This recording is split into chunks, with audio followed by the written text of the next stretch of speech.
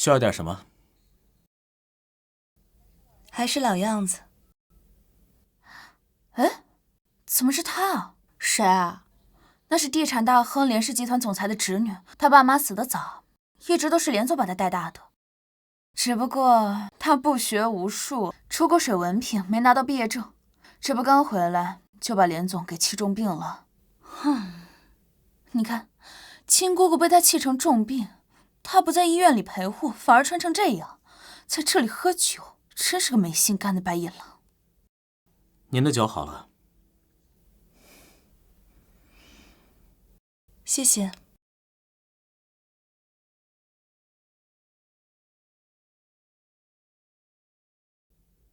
哎，你看，就是那边。你有事儿吗？首先，纠正你一点，我姑姑她只是代理总裁，而连氏集团真正的继承人是我。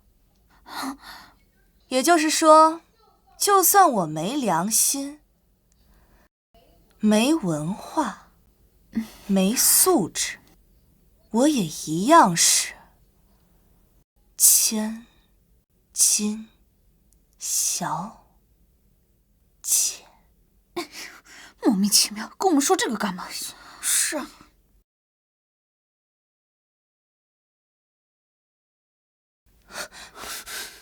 帮我。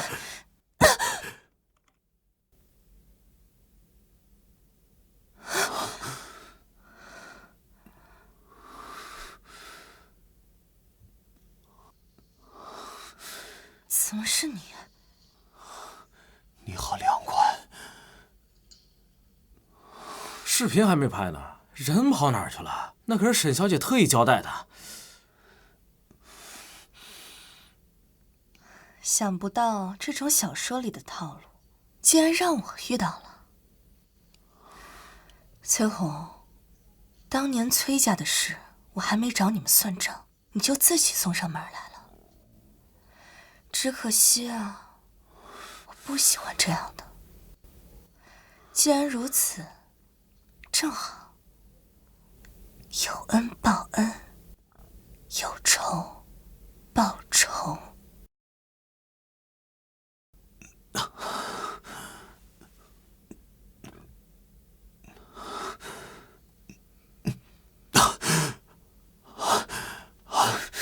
头好疼，我刚才好了。你终于醒了，再泡下去，可就要感冒了。你是谁？我记得我刚才被人下药了。难道你把我给……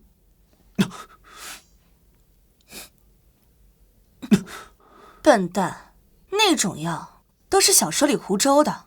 你之所以会神志不清，那只能说明那是精神类的药物，所以我才把你泡在冷水里，让你早点清醒。啊，是这样啊。哎，所以是谁要害你？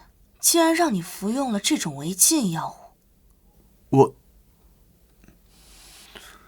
这是我的私事。总之，谢谢你帮了我。你可以……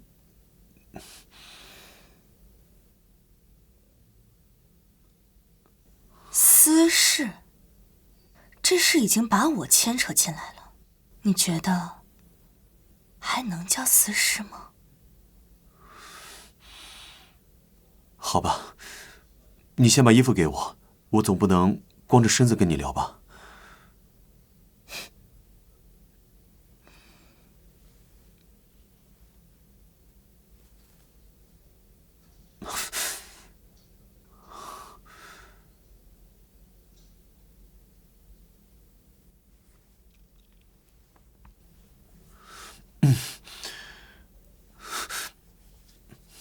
牵扯到你，实在抱歉。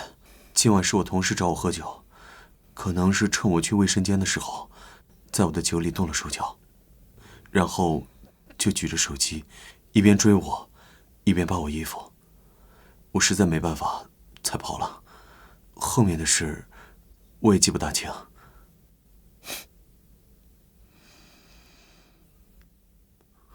男人出门在外要注意安全，毕竟你长得还不错，又背靠崔家，被人觊觎也很正常。崔家，你认识我？何止认识，我还知道，你父母双亡后，一直是由你叔叔崔成新抚养的。去年你还开发了一款爆款游戏，想让你叔叔投资，没想到他不仅不信任你，还当众拒绝了你，对你说痴心妄想。你到底是谁？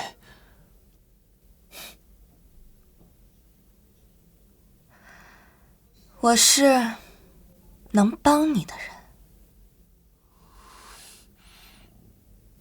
这是包养协议。什么？包养？之前啊，这4个字我总在霸总小说里看到过，今天我也想试试看。你放心，那种违反公序良俗的事我是不会做的，我只需要你给我3天。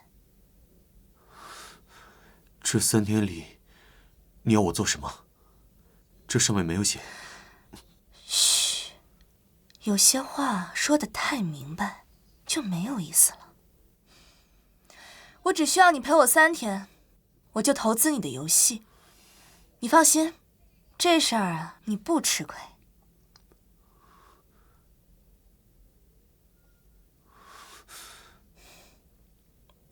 连心月，他姓连，难道他是？请。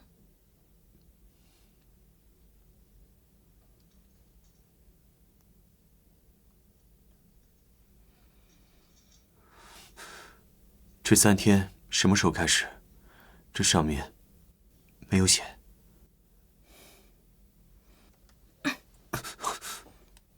现在。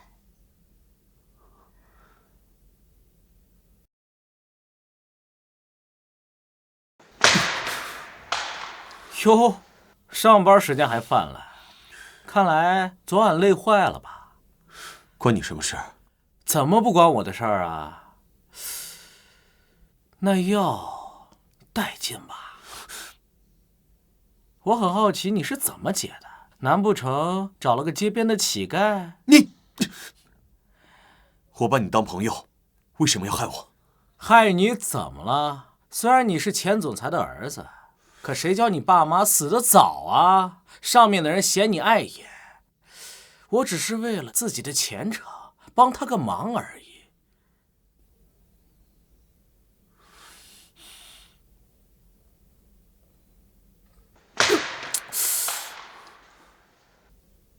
真稀奇，咬人的狗还会说话了。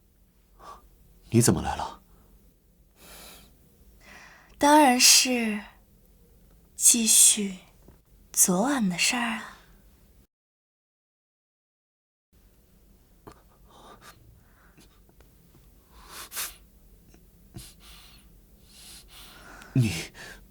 你想干什么？我想做些会让你痛的事。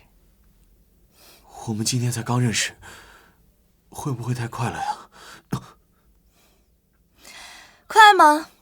抽血化验快点儿，不是挺好的吗？他们是我的保镖，你该不会觉得我一个人有力气能把你这昏迷的人搬进酒店吧？你刚被下了药，现在采血送去化验，等于留存证据。这样啊？怎么感觉有点失落呢？你以为我还会做什么呀？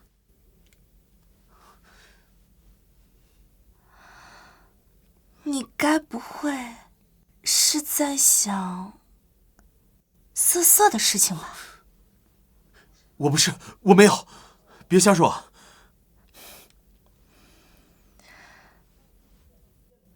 今天晚上你就在这儿好好休息吧，等结果出来后，我会来找你的。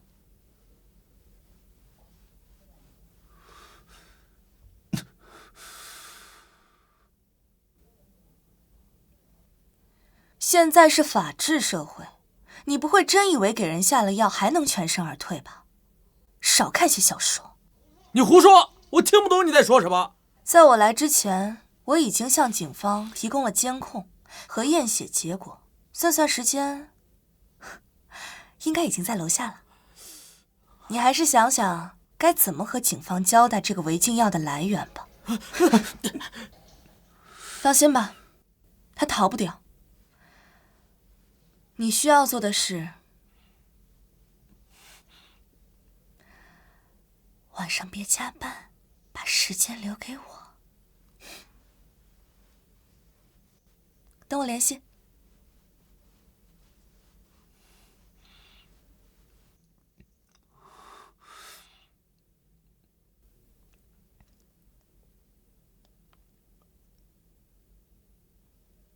走吧，今晚的场地需要提前布置。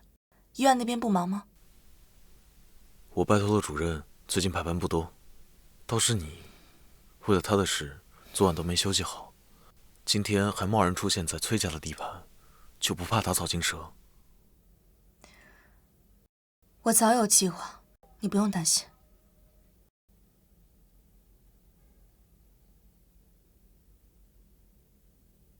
还是吃药？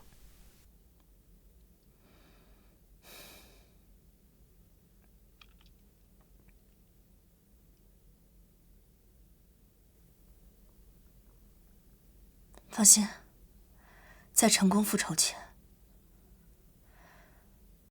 我不会轻易崩溃的。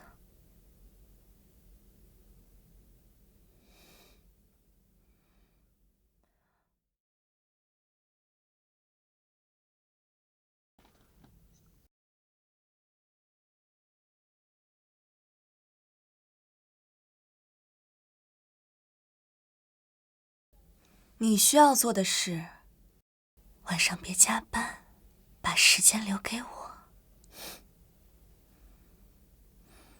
等我联系。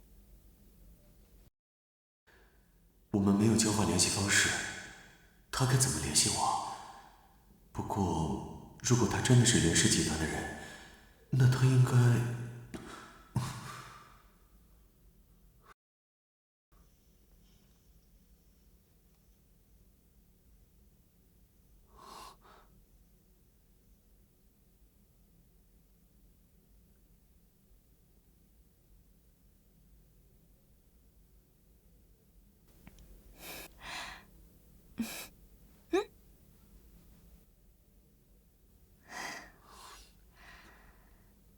我们要去哪儿？当然是去完成你10岁那年未完成的心愿啊！10岁那年，你到底想做什么？你看，到了。公园。烧烤。这么不专心，小心烤糊了。我还是不明白，你为什么要拉着我做这些？这是你自己的心愿啊，你不记得了吗？我记得，那是我的生日愿望。我希望我的爸妈能像我同学的家长那样，陪我做一次家庭烧烤，但他们死在了我生日之前。马上就是你的生日了，这份心愿我帮你完成，你不满意吗？那你为什么要帮我？帮我这个杀父仇人的儿子？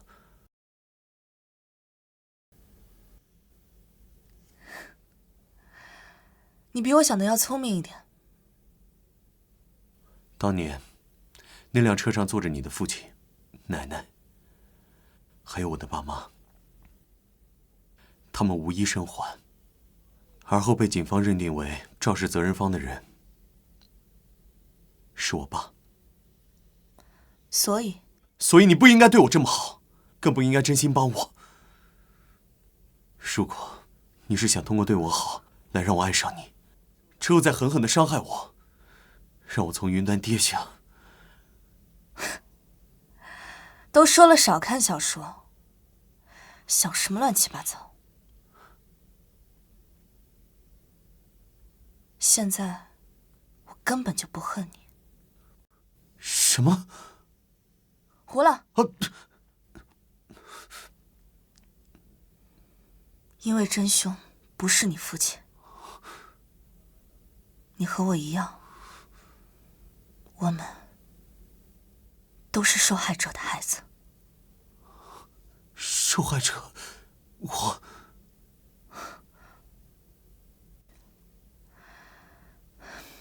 所以你不需要提心吊胆，我对你好，是因为你对我有恩。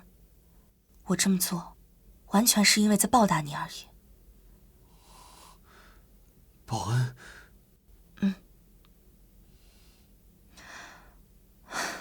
时间到了，生日快乐！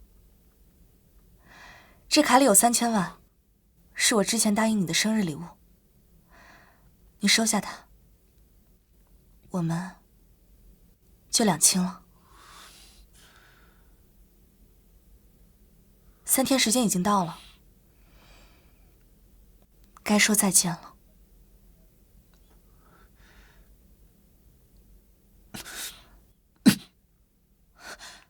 你干什么？你不想开发游戏了？我做游戏是为了出人头地，是为了让死去的父母不丢脸。可如今你告诉我，我的父母不是意外，而是有人加害。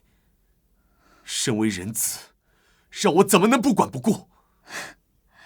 既然你在过去的14年里从未追寻真相，一直选择继续相信谎言，那你现在也完全可以忘记我说的话，继续之前温吞的生活。复仇不适合你。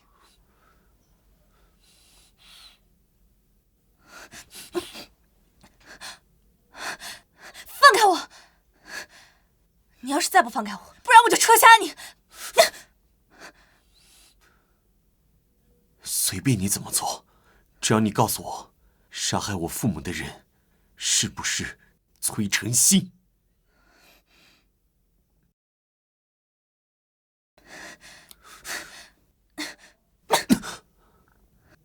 既然你早就想到了，那你为什么没有去收集证据？你是懦夫吗？因为我要先想怎么活下来。他们父子2个这么些年来一直打压我，不仅在吃穿上面克扣，言语羞辱更甚。在那个房子里面，我连呼吸都是错的。即便我怀疑，也有心无力。如果我们的仇人是同一个，那我们可以联手。你从来没有规划过复仇，所以你根本帮不到我什么，只会影响我的进度。我劝你还是收下那笔钱，按照我们之前说好的，就当我们从来没认识。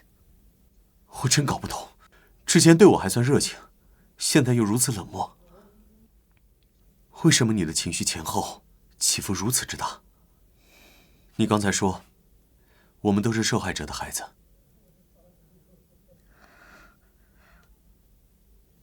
我以为我们是同类，就算能力不同，我们想要复仇的心也是一样的。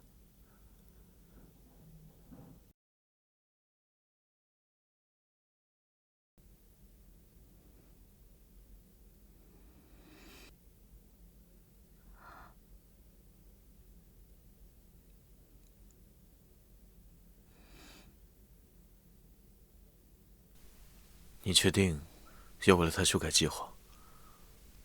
我们之前不是说好了，等你报完了他当年对你的那一点恩，你就……可他毕竟和我们一样，都是被加害者折磨多年的同类，而且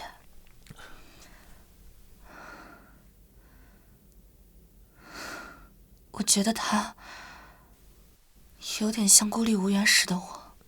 你是在他身上看到了过去的自己，所以产生了共情，但这种情绪不应该出现在这种时候。你有多久没去看心理医生了？你是觉得我在这件事上发病了是吗？你在质疑我？我知道，复仇近在眼前。你因为焦虑，心理问题越发严重了。他这时加入，对你也算是一份镇定剂。但你要知道，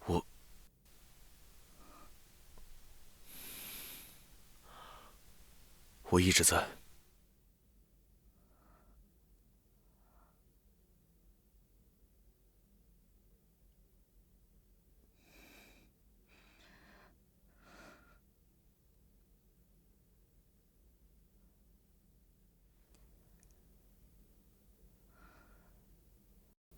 我一定会成功的。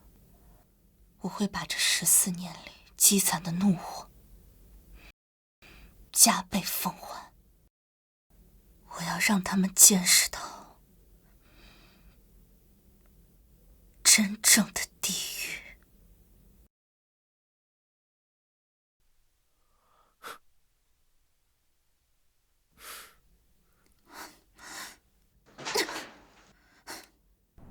怎么了？还不是你那个堂哥，上次大冒险他不肯配合，我就找个人教训他，结果他居然敢报警。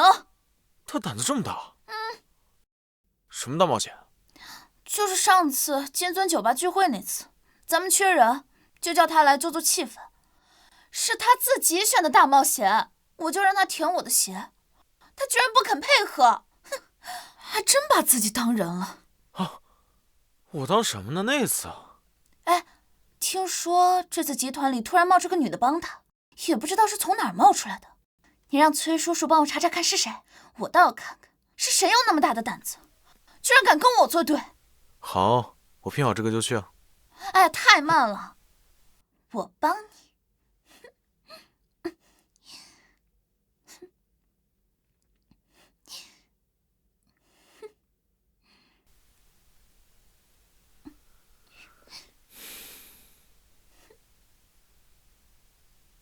咱们都是有办法走捷径的人，干嘛要浪费时间啊？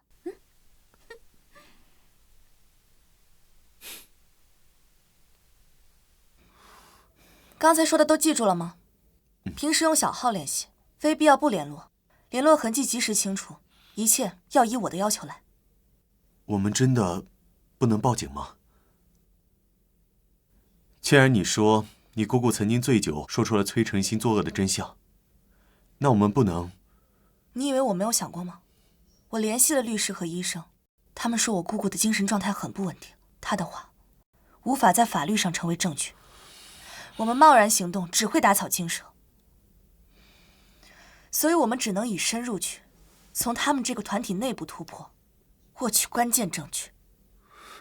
我还有一点不明白，虽然沈志远是当年替崔成新做脏事的人，但他女儿沈玲对当年的事情并不知情，为什么我们要先从他下手？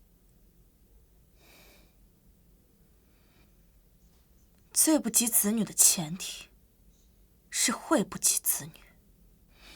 你和沈凌也接触过，你觉得以他那种恶劣的性格，和他父亲对他的溺爱毫无关系吗？他们害得我们家破人亡，那他们又凭什么享受天伦之乐？有债当还，以血还血，有什么问题吗？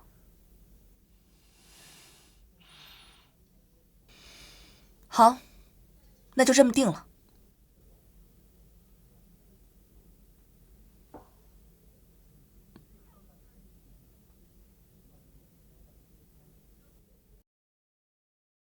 这不就到了？是啊。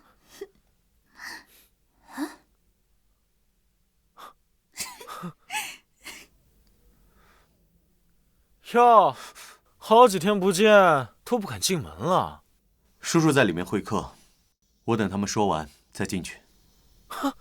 会客就不进去了？你也太见外了吧！毕竟，你可是我家养的一条汪汪。别以为自己出去租房子住就自由了，白日做梦。你真以为你上个月投出去的简历会有人接收吗？没人会愿意冒着得罪喜云集团的风险去收留你啊！这些品牌可都是求着入驻我们喜云百货呢。至于你，要不是你姓崔，怕是在百货大楼里当个清洁工都费劲儿吧？真是不知感恩。说的没错，我已经联系了你的房东，把你的房子退了，退押金白送。毕竟我爸说了，你呀，就算死，也是死在我家。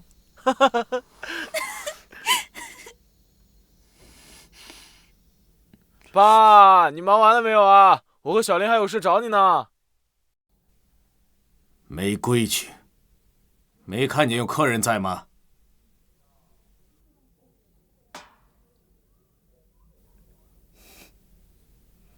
崔叔别生气，都是一家人，而且他回来的正是时候。你谁呀？就是他，我看了监控，就是他替崔红报的警，帮我的人都给抓走了。他？你认识他吗？是我又怎么样？崔叔，我常听姑姑说，崔叔是最爱护自己家人的人。你一个外来人，敢在崔家面前为非作歹，你算什么东西？你又算什么东西？凭什么在我家？混账！不许这么跟客人说话。这位是连氏集团未来的掌权人连新月小姐，同时也是你的未婚妻。未婚妻？什么未婚妻？崔叔叔，闭嘴！崔叔，什么意思啊？什么叫在一起很久？难道他们俩是男女朋友关系？那当然。闭嘴！行，既然如此，我就不能做棒打鸳鸯的坏人。崔叔，城南和城北这两块地皮，你还是走正规途径竞价吧。别！哎呀，他们开玩笑的，他没有女朋友，他们就是从小的玩伴。哦，可别骗我呀！崔家什么时候还需要这么个不入流的玩伴？他就是我家下人的孩子，他父亲这2年在外面打拼的不错，我也就是抬举他，才让他和阿义在一起玩。真要是谈婚论嫁，那肯定是跟像连小姐您这样门当户对的千金小姐才行啊。小林，给我回来！你要是敢去，就停了你的卡。看来崔少爷好像不太满意这场婚事。其实呢，这个婚事是我姑姑定的，我本人啊也没有非要嫁给崔少爷的意思。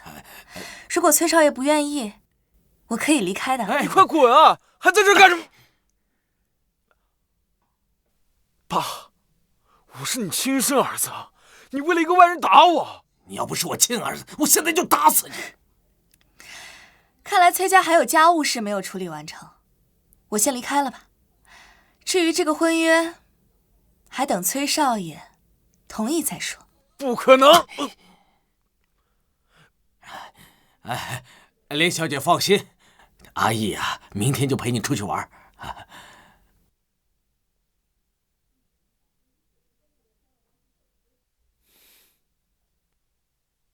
愣着干嘛？还不去送客人？好，今天不过是个开胃菜，你们狗咬狗的日子可还在后头呢。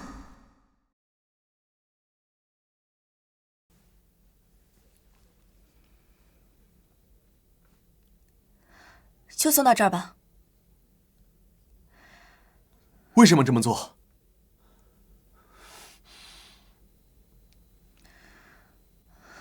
我做什么了？你说过要挑拨他们之间的关系，但我没想到你会会怎样？会这样恶毒、冷血、厚颜无耻？我不是这个意思。我管你是什么意思，这是复仇，不是过家家。如果你连这都接受不了的话，就别拖我后腿。况且不是我要拆散他们，我只是编了一个有关利益的谎言。崔成新这个人见了利益就不想放手，主动拆散有情人。沈知远这个人溺爱女儿多年，他是不会忍下今日耻辱的。好戏才刚开场。但这也太委屈你了。委屈？你知道复仇对我而言意味着什么吗？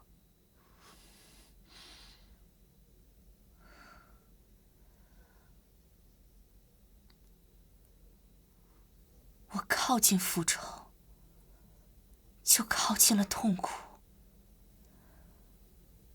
远离它，就又远离了希望。所以，我选择忍受痛苦，也要握住希望。我绝不会输。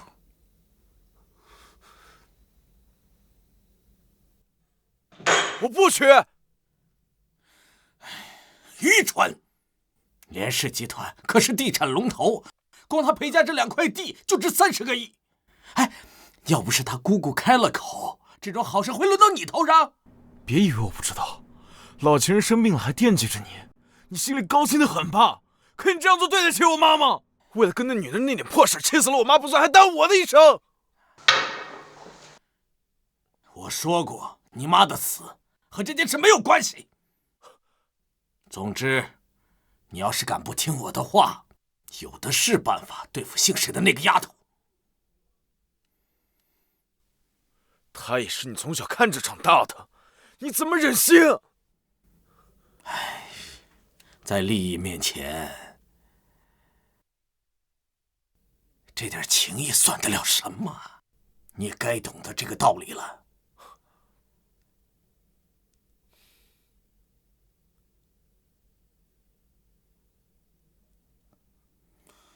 喂，什么？沈凌自杀了？接到沈叔电话的时候，我都吓坏了，我还真以为你要出啥事儿呢。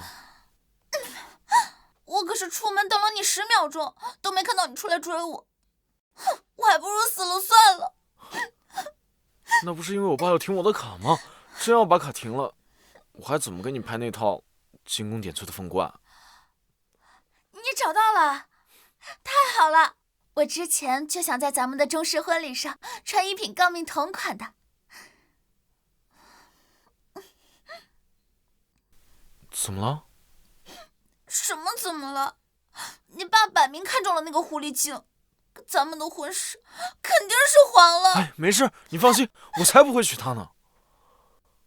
我爸就是看上了那个女人价值30亿的嫁妆，我才不会为了钱抛弃你。30亿？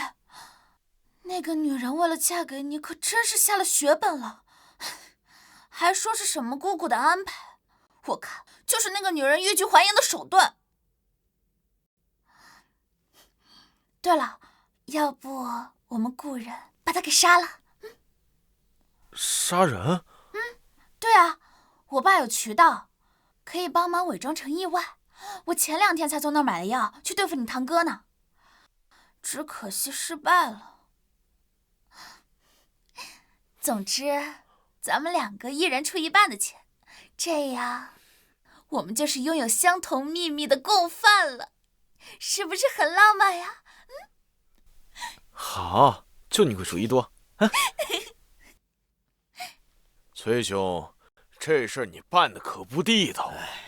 他们年轻人天真点也就罢了，你怎么也不了解我呀？你怎么能……哎，我知道啊，连氏集团从指头缝里漏点油水出来，够喂饱多少个企业的。更何况，他这次拿的地，正是您前一阵看上的地，您不觉得这事儿有点太巧了吗？你是怀疑？可是，这可是连毅安排的，应该不会有问题的。崔兄跟连老板的关系，我绝对不会怀疑。可是旁观者清，我听他们集团的人说，连老板已经好几天连公司的会议都没参加。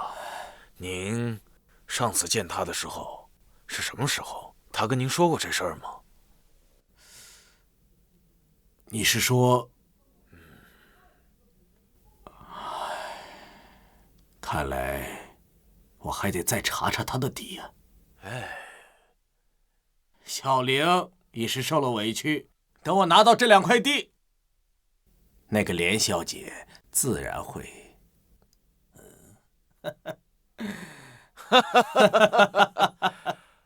这才是我认识的崔兄，干！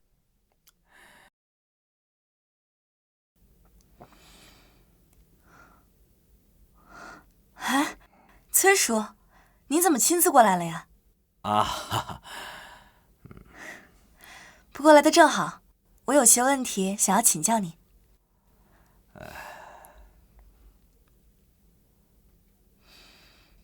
哎，这是你们连氏的商业机密，我……崔叔，我姑姑说可以信任你，我也相信她。而且，我对公司经营一窍不通，真希望你以后可以作为我的家人，帮我处理公司事务。你该不会是今天要过来跟我解除婚约的吧？啊，当然不会，阿姨对你很满意。对了，刚才她就订餐厅了，稍微晚一些就会请你吃饭。真的呀？那太好了，崔叔，你再帮我看一下这些条款有没有什么问题。好。你看员工这一块啊，咱们尽量给他们待遇好一些。之前就听说过，他回国后就把公司交给了职业经理人打理，从不参与重大决策。看来真的被连养废了。要不然你看这一块儿，你看，如果这个蠢货跟阿姨婚姻关系稳定，那我就有时间一步步吞下连氏。暂时还不能让他死，得想办法让阿姨配合。对了，你姑姑生病以后，我就没能联系到她。她现在身体怎么样啊？到时候能不能来参加你们的订婚宴？这个嘛，我也不是医生，我说不清楚。要不你们直接视频吧。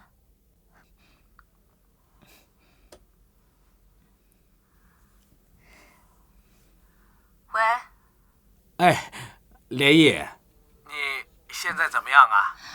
是你啊？怎么用新月手机联系我？我公司的事儿太累了，我就提前把公司交给新月。你如果能作为他的长辈帮帮他，我也……好像要吃药了，就说到这儿吧。哎，别，这怎么就挂了？医生说啊，我姑姑需要静养，不太允许她玩手机。叔叔，你是不知道，我姑姑现在一天要吃好几轮药，我看着嘴都发苦。原来是这样啊！对了，我让我侄子开车给你带了很多礼物，东西有点多，我让他亲自送到你家，我就不去打扰了。好，改日我再登门拜访。告辞。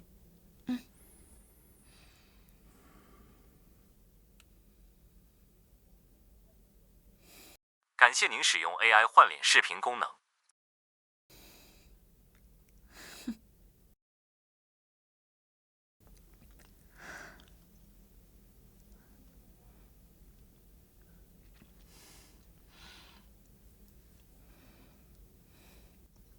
这么沉默，难不成车里安了监听器啊？怎么可能？连小姐真的是想象力丰富。连小姐，怎么忽然用这种称呼？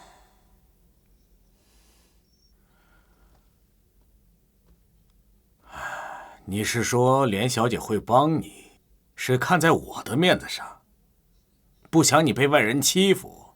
她是这么说的。如果我不是崔家的人，她看都不会看我一眼。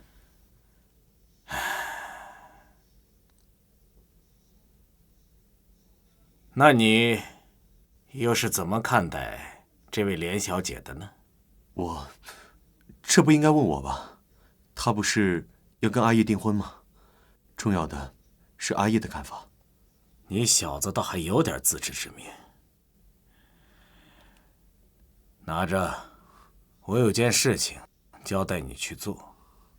这是监听器，我要你放在连小姐家。什么这？我会找个理由让你进她家，你找个机会把她放进去。别动什么歪心思，这个监听器已经打开了，什么话该说，什么话不该说，你应该清楚啊。我明白。等等，把你的手机交出来。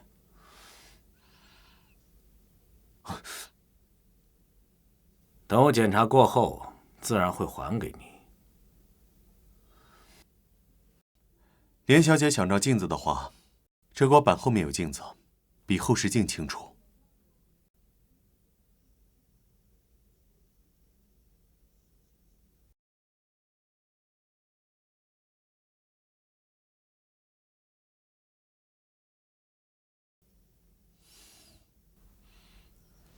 我做事用不着你教，开车吧。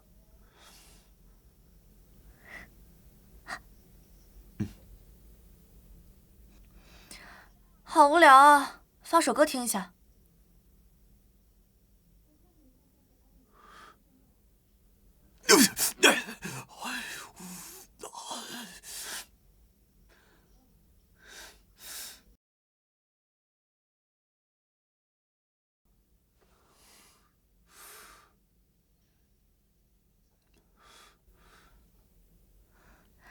我去给你准备新手机，把监听放进沙发缝里。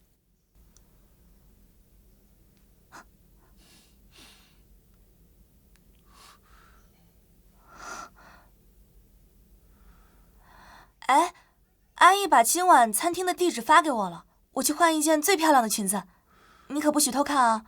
不会的，连小姐，你跟阿义很般配，我不会做那种事的。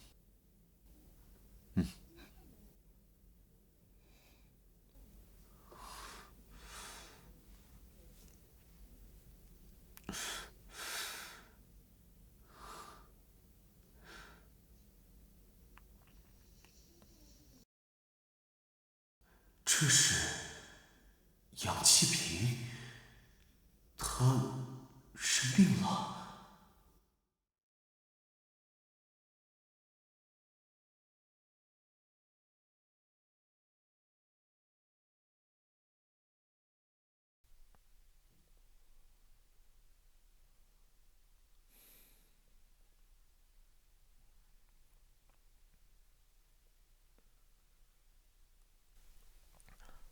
这么看着我干嘛？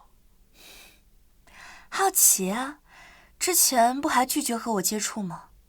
怎么，忽然转性了？没什么，我只是听我爸的话而已。你不也是听你姑姑的话吗？要不是我爸承诺婚后马上弄死你，我才不来呢。是吗？我还以为是你看上我身后不止30亿的价值，要来和我分一杯羹呢。你，不好意思，你长没长眼？我这么容易生气啊，真是不成熟，怪不得你爸还要管着你呢。你，洗手间在哪儿？洗手间在这边，我带您过去吧。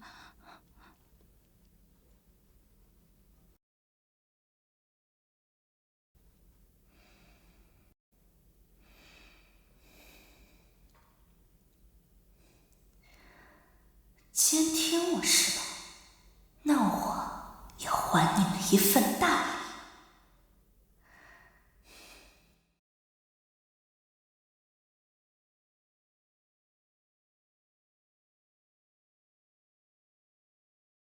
我不信这个，要问你自己问。我看你就嘴上逞强，你要是真相信崔毅，也不会跟我过来占卜。安静！我看见了，装神弄鬼，我走了。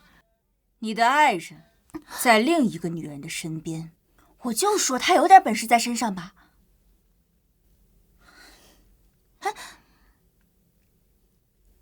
你是在跟我说话吗？你的爱人他想骗我钱，也该说点好听的吧？怎么，想让我砸了你的店吗？你在害怕，你怕他违背誓言，你怕他真的会爱上那个女人。胡说八道！我撕烂你的嘴！他们现在正在约会。真的假的？你不是说崔毅今天在家里吗？该不会……闭嘴！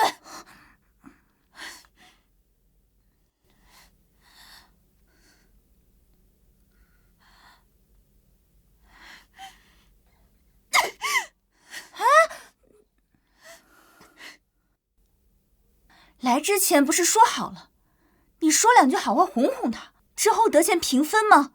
你……算了。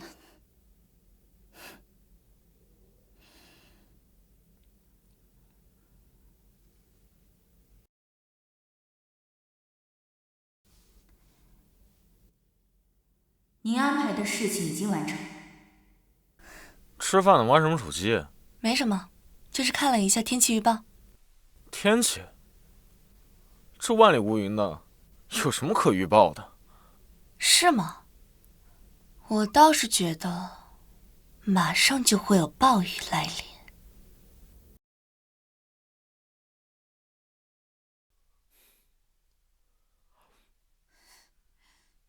让开！崔毅，你骗我！你跟我说今天在家休息不舒服，结果居然是跟这个女人出来吃饭，还未婚妻，你对得起我吗你？你怎么突然……不是，你听我解释，是我爸。不听！还有你为什么非得纠缠我男朋友？这天底下的男人是死绝了吗？你要是非想找姓崔的，那你干脆跟他们那个堂哥在一起好了。我看你们一个废物，一个贱人，简直就是天生一对！哼！沈小姐是自己开车来的？是啊，怎么，你还想抢我的车不成？那倒没有。看来二位还有很多话要说，那我就不打扰了。哎，你别跟我爸说。你还叫他干什么？你真舍不得他是不是？舍不得不是你！喂，我要举报有人穿高跟鞋危险驾驶。你就是喜欢他！贱人！居然敢举报我，总是跟我作对！崔毅，你也是个混蛋，怎么敢骗我？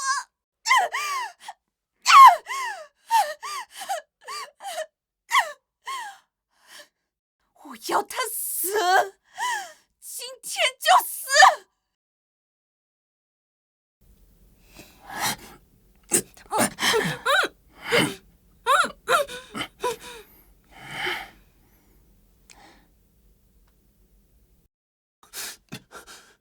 他被绑架这么大的事，为什么不报警？你好歹在手机里把位置发给我，就能对付专业的绑匪吗？总不能什么都不做吧？这一切都在他的计划之内。他的耳室里一直装有监听和定位，我能确定他现在很安全。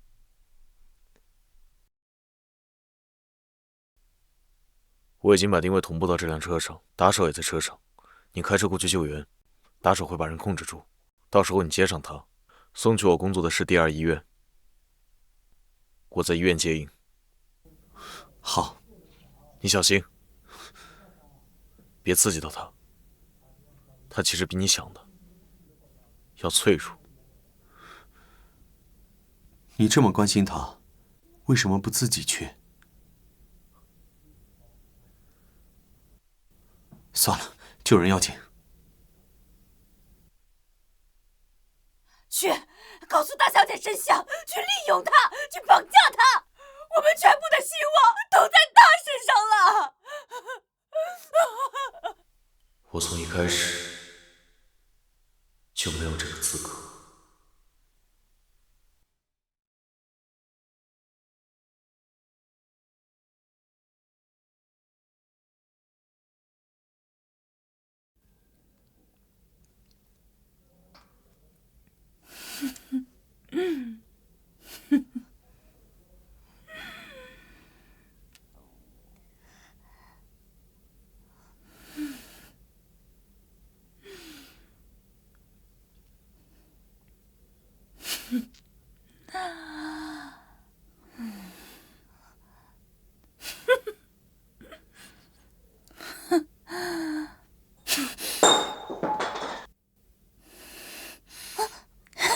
都是那个男人的错，是他骗了我，你去看他，你去看崔成信，你去看他呀！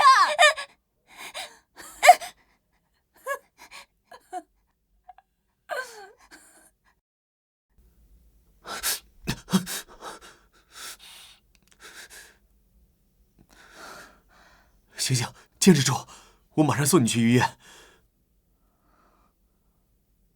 你醒了，太好了。我们马上。你小心，别刺激到他。他其实比你想的要脆弱。放心，我不是坏人，别害怕。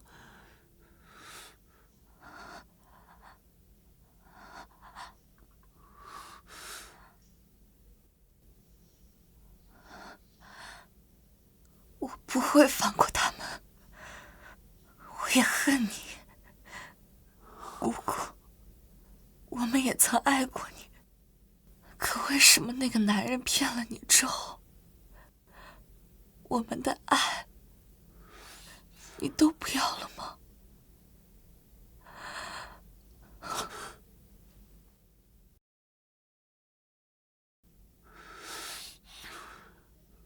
原来你也会因为亲人的背叛而伤心。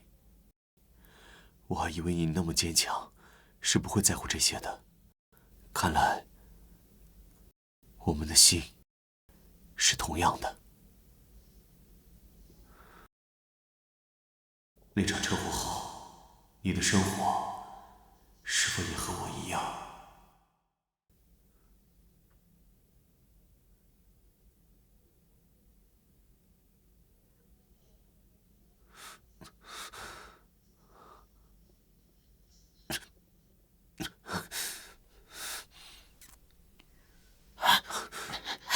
快！我有件事想问你。生什么病会需要在家里吸氧？什么？联系不上是什么意思啊？我钱都给你们了，你们什么叫做看在我爸的面子上？你什么意思啊？喂！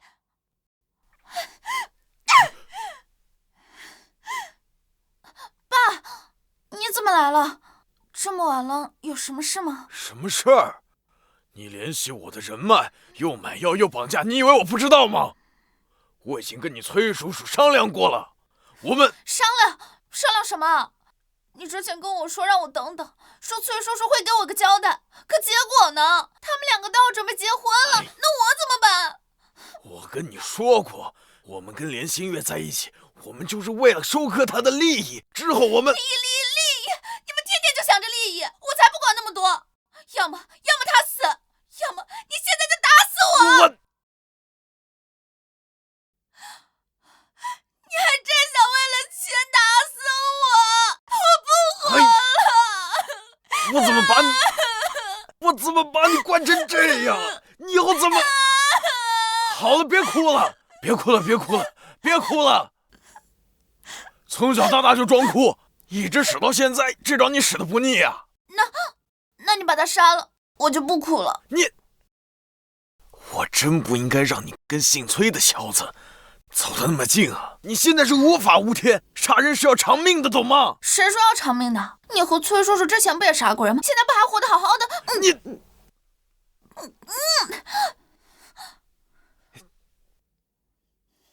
你是从哪儿听来的这话？你和崔叔叔之前在书房说的，我听到了。我每次跟他商量这事儿的时候，那门都关得严严实实的。你关门怎么了？这里是我家，有什么是我不能听的？既然你和崔叔叔杀人都没有事，我有什么好怕的？反正有爸爸在，我就不怕。这事儿是……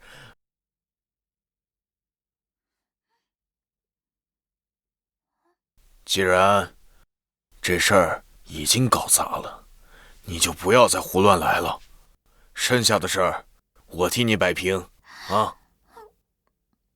放心，要相信爸爸，怎么会让自己的乖女儿受委屈呢？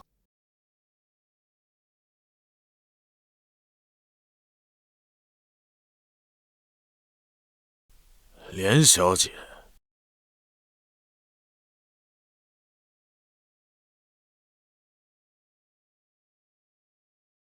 你找我来是有什么事儿吗？这会儿就别装傻了吧？难不成你以为你女儿派来绑架我的人没了音讯，是在忙着逃跑吗？他们果然是被你控制了。既然找我来谈，想要什么说吧。我要崔成新的秘密。连小姐，你真会开玩笑。崔成新的秘密，我怎么会知道啊？是我们两家差一点结了亲家，可是不是被你给拆散了吗？你别太谦虚了，你原本只是喜云集团的一个小员工，喜云集团前总裁一死，你就拿到了现总裁崔成新的投资，你靠着这笔投资开了一家公司，后续发展也和喜云集团盘根错节，你的女儿也被安排在了崔毅的身边，同进同出。这么看来，你和崔成新的私交甚好啊。你究竟想说什么？我相信你能懂我的意思。崔成新是个什么样的人，我相信你比我清楚。如果沈凌真的出了事，他是不会帮忙的。换句话说，你女儿下半辈子在不在牢里，全凭我说了算。我劝你别太冲动，我这里都是有监控的。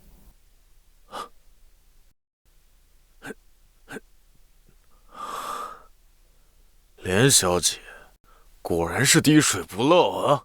那你就不怕我和崔总联手，我把这一切都告诉他，到时候你的那点威胁根本不足为惧。是吗？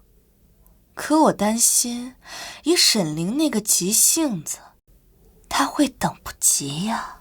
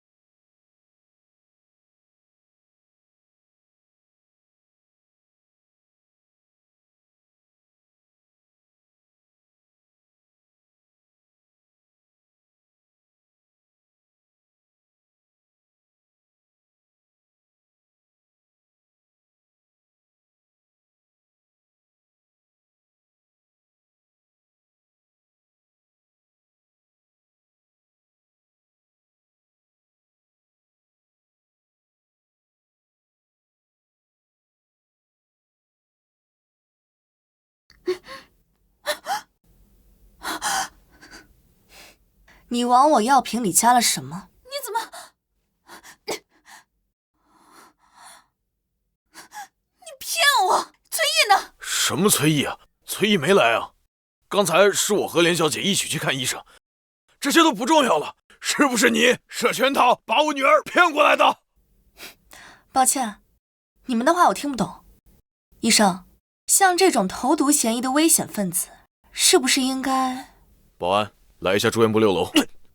闺女，快跑！跑！快跑！逃吧，逃得快一点，在看见我为你准备的礼物之前，可千万不要被抓到。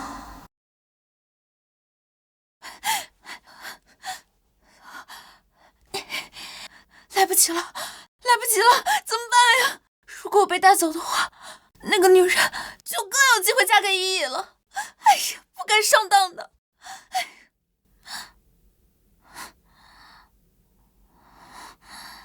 谁的邮件？私家侦探。这行动也太慢了吧？为什么不早点调查清楚他的把柄？我就不至于……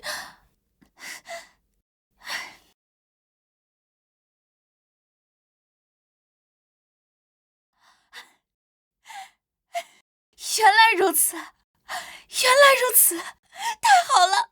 崔姨不可能娶她，太好了！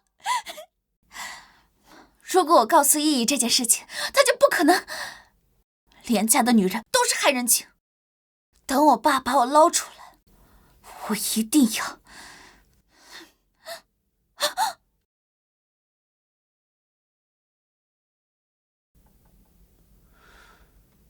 沈凌被带走了。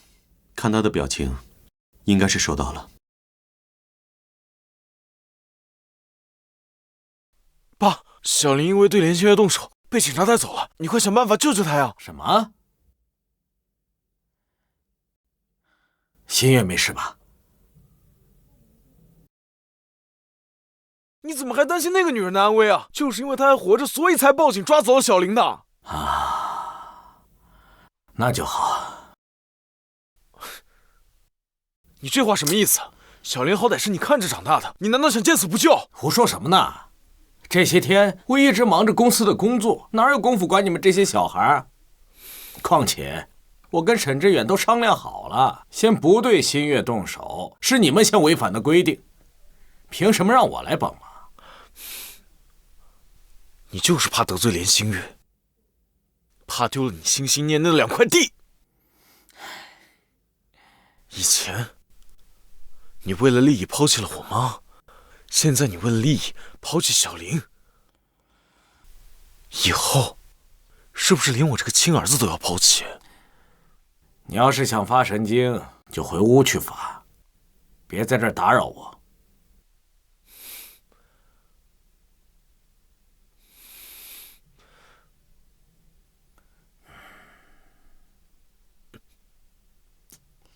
吃我的用我的，还跟我发脾气，没用的废物！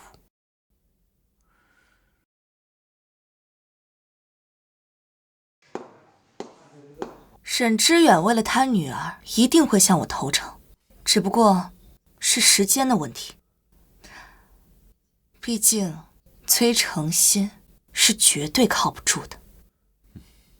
只不过沈知远势必会因为沈凌的事情怨恨你，更有可能会把你向他打听崔成新秘密的事情告诉崔成新。你确定最后他能如你所愿？我安排你给沈凌发的邮件，你没看？你没让我看，我就不看了。好乖啊，看来这个秘密要过几天才能揭晓了。你的手还疼吗？这个在医院里面已经处理过了，只是看起来严重，你当时都没什么力气，我不疼的。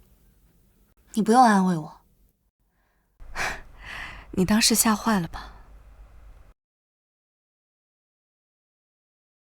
女人发疯很可怕吧？的确被吓了一跳，但是并不可怕，只是觉得我曾经也有像你那样的时候，不过都是父母刚去世的时候的事了。那个时候崔成新和崔毅对我实在，我那点反抗心很快就为了生存消磨掉了，所以我很羡慕你，你能被恨激励着前进。可我却做不到。你这是夸奖？可我怎么听着怪怪的？可能是我说的不够好，我并不觉得你有什么错，你这样很好。时间很晚了，你要不要早点休息？你刚才为了防止沈志远反扑，着急出院，吊瓶都没有打完，现在有没有哪里不舒服？没事，我是不是被绑架时的药效还没过？我说了我自己可以，这么着急过来帮我，是想要占我便宜吗？我没那么想，我前几天不也刚被人下过药吗？第二天头太疼，你身体比我还弱，要是逞强摔着就糟了。送我去卧室吧。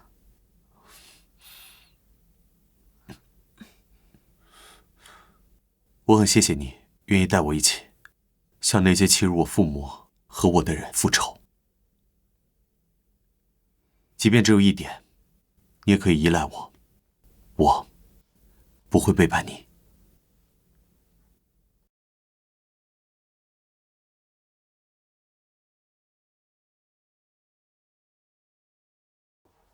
爷爷，我到底什么时候才能出去？这里的日子太难熬了，我都不能洗澡。宝宝，你再忍一忍，我和沈叔在想办法了。只是我爸，没事，只要能放你出去，哪怕我去求那个女人。不可以！你别激动，我知道你在想什么，我也不想这样，只是想救你出去，我也……不，你不明白，我知道。你一直因为你母亲的事情而怨恨崔叔叔，而且你一直恨莲叶那个老女人，他们两个人你都没有办法原谅。怎么突然说这个？是我太傻了，我明知道你讨厌那个蛇蝎心肠的女人，可我还担心你真的会娶她，所以才傻傻的中计。我爸的确逼得紧，你误会也正常，但是如果必须要我娶她才能救你出来，你不可以娶她。我也不想，但你绝对不能因为我向那个女人低头，因为她是……啊！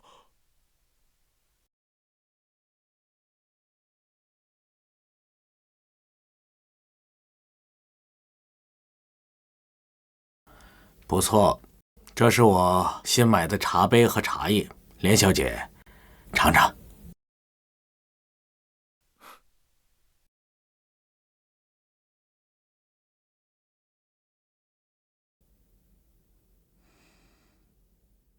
这茶闻着确实不错，不过我不懂茶。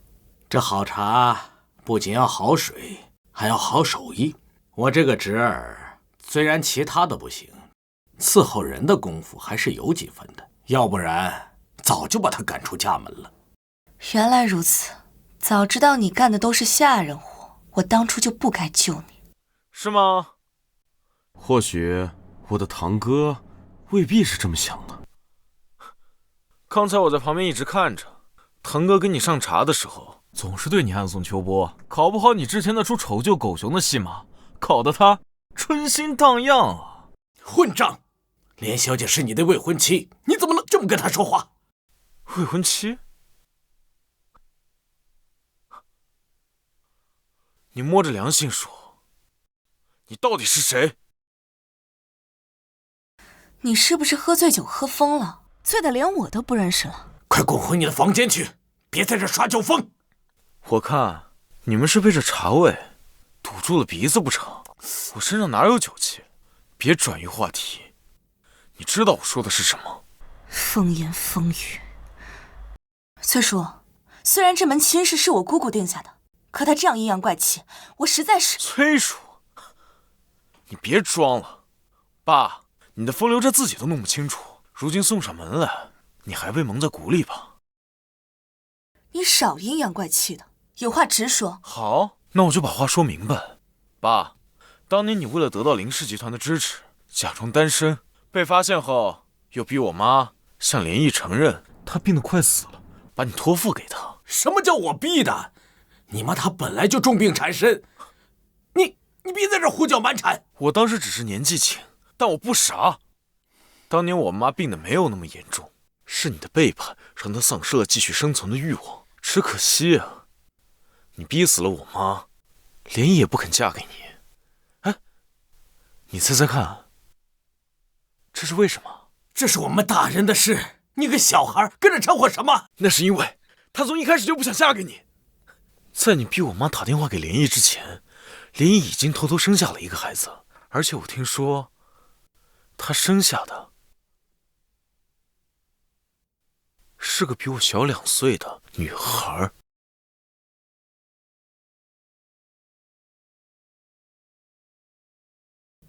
这话为什么看着我说？你什么意思？什么意思？不如让我猜猜，你们是什么意思？莲姨隐瞒所有人生下女儿，是因为她的预产期跟大嫂接近，就想让自己的孩子过上连氏集团继承人的好日子，所以她买通保洁，偷偷换了孩子。这个毒妇能做出这样丧心病狂的事，只怕她大哥大嫂的孩子都被她处理掉了，因为她不想给她的女儿留下后患。后来，莲姨的大哥大嫂相继去世，她就成了连氏集团的唯一掌权人。而那个孩子，在她的抚养下，会不会也知道当年的真相呢？你说的这些可有证据？当然有。这是小林进去之前托侦探找到的消息，还有被买通了的保洁的口供。其实我真的是很好奇，一个母亲会给自己的亲生女儿定下嫁给同父异母哥哥这样离谱的婚约吗？婚姻一事根本就是你的谎言。哇，好精彩的分析！以前怎么没有发现你这么聪明？不会是受了情伤，长出脑子了吧？你还敢提小林？就是你提出那子虚乌有的婚约，把我的生活搞得一团糟。你说你到底有什么目的？我是什么目的？难道还不明显吗？我做的这一切，都是为了复仇。复仇？你复什么仇？生而不养的仇。你和我姑姑这么多年，她只允许我这么叫她，现在再想改也来不及了。她原本是要打掉的，但医生跟她说她身体弱，不能做手术，所以她想找你负责。但没想到她却刚好撞见你和你太太在打电话，直到那个时候，她才发现原来你不是单身。所以这些年他一直在躲着你，不只是因为他在养胎坐月子，更是因为他对你死了心。所以他讨厌我，不喜欢我。也巧，他嫂子刚出生的女儿不久就死了，于是我就成了替代品。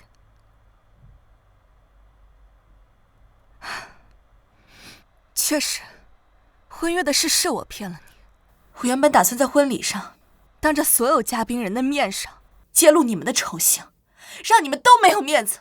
这是我对你们这些年对我不闻不问的报复。不行，这样连氏集团的股价也会受到影响的。我不在乎。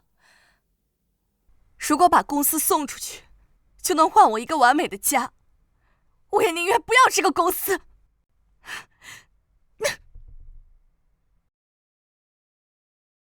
我去送送他。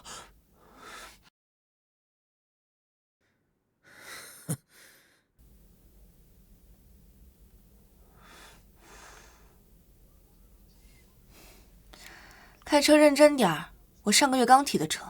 哦，你刚才在里面，难道你真的是？你不会信了吧？我演技有这么好吗？啊！你刚才说的都是假的？不然呢？难道你还真想做我的哥哥？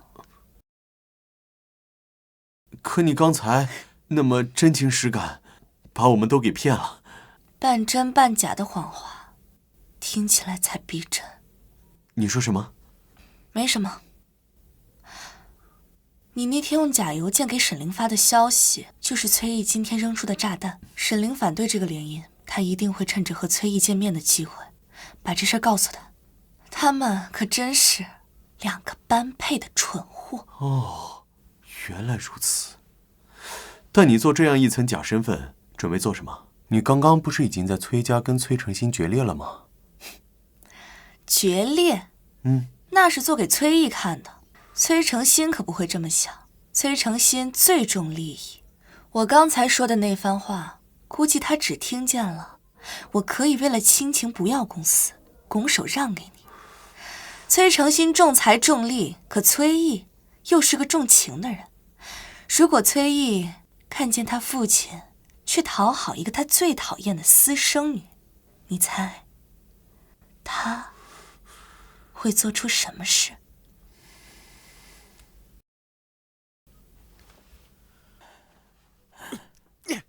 他都亲口承认了自己就是故意搞事，你还要把她当妹妹，你到底是怎么想的？你本来就不想结婚，现在不用结，你还不高兴？你怎么什么都不满意？我不想跟他结婚，是我不爱他，我只爱沈凌。现在我更不想让一个野种进我的家门。你不能那么说她，她是你妹妹。人家都把水泼你脸上了，你还把她当女儿看？我看你根本就是惦记她背后的连氏集团，你到底有没有心啊？我看你根本就是……至少她能给我带来利益，不像你，到现在还只是个只知道啃老的败家子儿。我告诉你，如果再让我知道因为沈凌的事得罪新月，别怪我让她死在里面。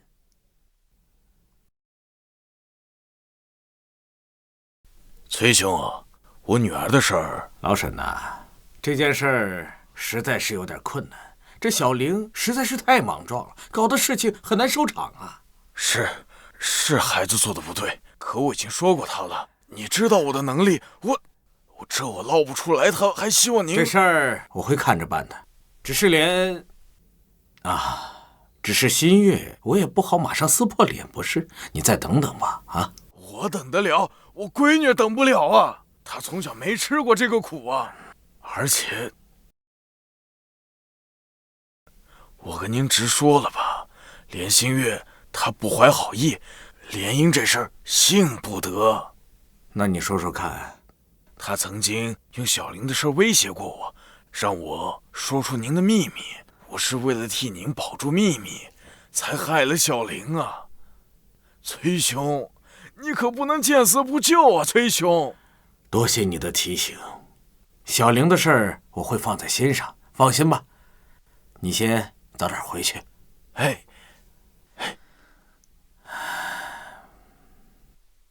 那丫头究竟是真天真，还是假无邪？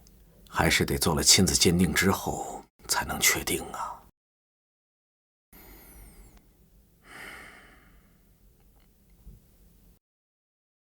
都什么时候了，还磨磨蹭蹭的，赶紧给我滚回来！哼，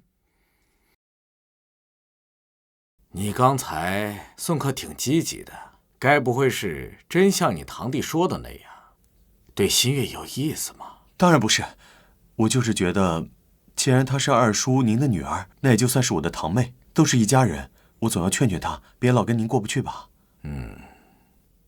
你倒是比你堂弟懂事。那他在路上有没有说什么？他不愿意理我，就是一个劲的哭。哭？那这样，我给你拨一笔钱，你买些女孩子喜欢的东西，明天带上礼物，跟我去一趟连氏集团。是。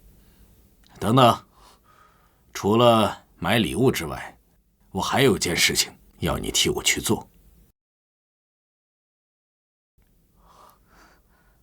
哎，别走，我们谁跟你是我们？昨天不聊崩了吗？今天还来做什么？哎，怎么会聊崩了呢？昨天呢，我是一时高兴，这事发突然，我没反应过来，这不今天特意来跟你解释吗？高兴？是啊，哎，我一直有些遗憾，你这么好的孩子，居然只能当我的儿媳妇，实在是太可惜了。却没想到，你居然是我的女儿，我实在是太高兴了，简直就像是在做梦一样。哎，愣着干什么？还不把礼物给你堂妹？堂妹，这是二叔精雕细选给你买的发夹，我帮你戴上。发夹？怎么是小女孩的东西？哎，你昨天不是说想要亲情补偿吗？哎呀，我一想你的童年我也没有参与，所以就买了。哎呀，滚开，弄疼我了。对不起，我手比较笨。还不快滚出去！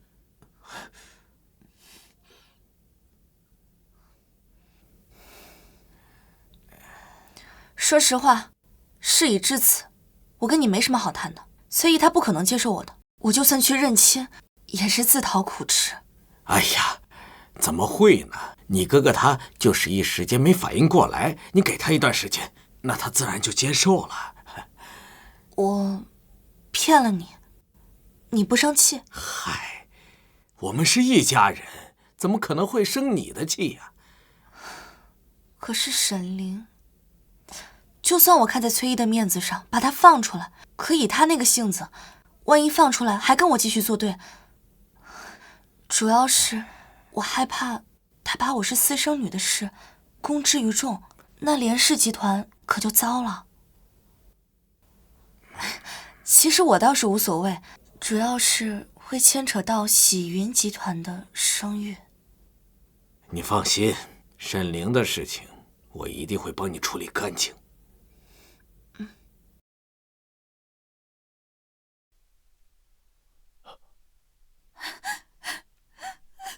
爸，有人欺负我，我受不了了，你快叫我出去吧。怎么会有这种事儿？你们在里头没人管吗？因为我还手了，所以算互殴。可是我打不过他，爸。原来之前我打的人，他们都不敢打我，我即使谁都打不过。爸，那个人是冲着我来的，你到底什么时候叫我出去？我不想回去，你快救救我呀，爸！我爸正在想办法。等等，你说有人冲你来？但是我在外面得罪了人，所以对方雇他来专门教训我。他还放话说让我这辈子也出不去。爸，我好害怕呀！连新月，他要赶尽杀绝吗？我还没跟他……他说是百货集团的大老板干的。爸，他是不是在骗我？这一定不是崔叔叔干的吧？对吧？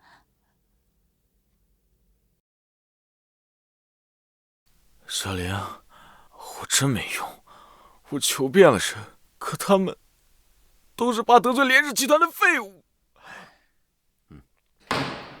怎么了，兄弟？一个人在这喝闷酒？滚！别烦我。火气还挺大的嘛。看来烦心事儿不少，要不跟我说说？反正咱俩互不相识，我也不会往外说。跟你说，你要是能一口气把这瓶干了，哎，这多没意思啊！我知道一个更有意思的地方，你要不要试试？就是比较费这个。你要是再烦我，我就叫保安打断你的腿。哎，好，我马上走。不过，你要是想做一个纸醉金迷的败家子儿，就联系我，我会让你知道什么是真正的销金窟。败家子？你们都觉得我是败家子，那我什么都不做，是不是辜负你的期待啊，爸？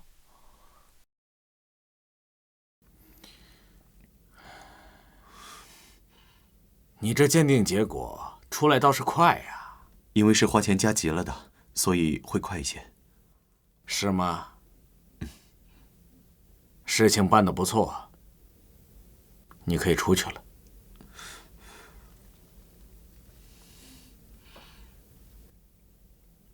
你那边的鉴定下午才能出来。我这个大侄子最近有点勤勉过头，经他手做过的事，都要再次确认才能放心。哎，这是谁啊？看样子是去找总裁的。哦，我想起来了，我在最新的财报上见过他。他是现任联氏集团总裁，来我们这儿可能是为了谈合作。没长眼睛啊，走路不看路的。我不是故意的，对不起。对不起，对不起有什么用？如果这个衣服破脏了，把你卖了都赔不起。你也用不着这么侮辱人吧？我只不过是……侮辱？我是实话实说。照我看，你就是公司里的蛀虫。我当时还以为你是崔家的重要成员，所以才帮了你。我现在的后悔插手。怎么了？吵什么呢？我过来找你谈点事，但没有想到他故意朝我泼咖啡。上次也是，戴个发夹都毛手毛脚的，他是不是故意针对我呀？我应该不会吧？他没这个胆子。我不管，必须把他开除。这个公司有我没他。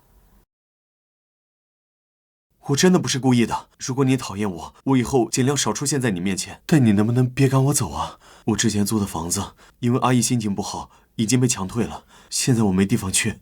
那关我什么事？你现在就算饿死，也是你这个阴沟老鼠应得的。这女人看着光鲜亮丽，讲话怎么这么恶毒？我看刚才是他自己走路不看路撞上去的，还倒打一耙，可太坏了。所以不会真的被开除吧？那也太冤枉了。都是自己人，这样恐怕……自己人？谁跟他是自己人？他给我开车，我都嫌他烦。你今天要是不开除他，我现在就走。哎，别，还不快去办理离职！然后马上滚回家。回什么家？这么大个人了，还赖在叔叔家，像什么话？我在崔家不想看见他。哎呀，好好好，都依你，还不快滚！别再回来了。这怎么一上来就踩人啊？他怎么这样？太恶毒了吧！都看什么看？工作不饱和是吧？再看把你们都开了。你今天找我来，就是闹这出？没有，我呀是来跟你分享个赚钱的路子的。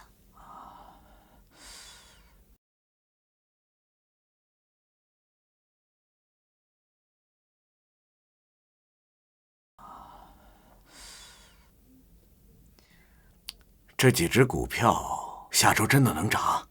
当然，虽然我不擅长经营，但朋友不少。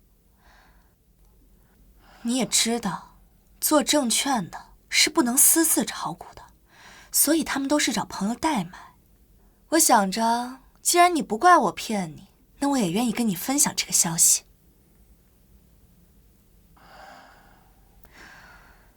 你觉得我在骗你？好心当成驴肝肺，不买算了。哎，我不是那个意思。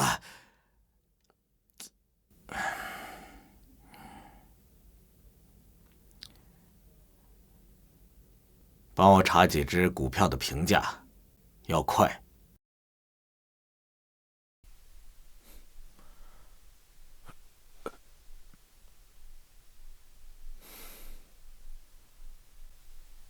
是鉴定文件，差点拿错了。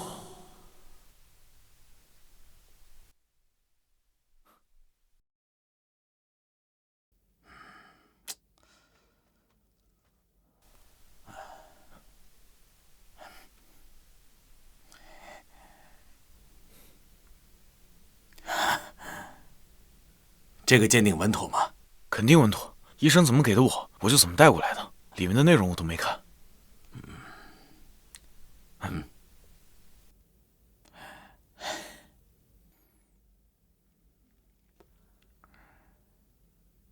又怎么了？二叔，你不会真的不让我回去吧？我现在没地方去啊。要不是你惹得你堂妹不高兴，我们怎么会把你赶出去？这半年时间，别让我再见到你。我给你打1万块钱，再给我打电话，打断你的腿。二叔，这点钱可不够，要不要再多？喂，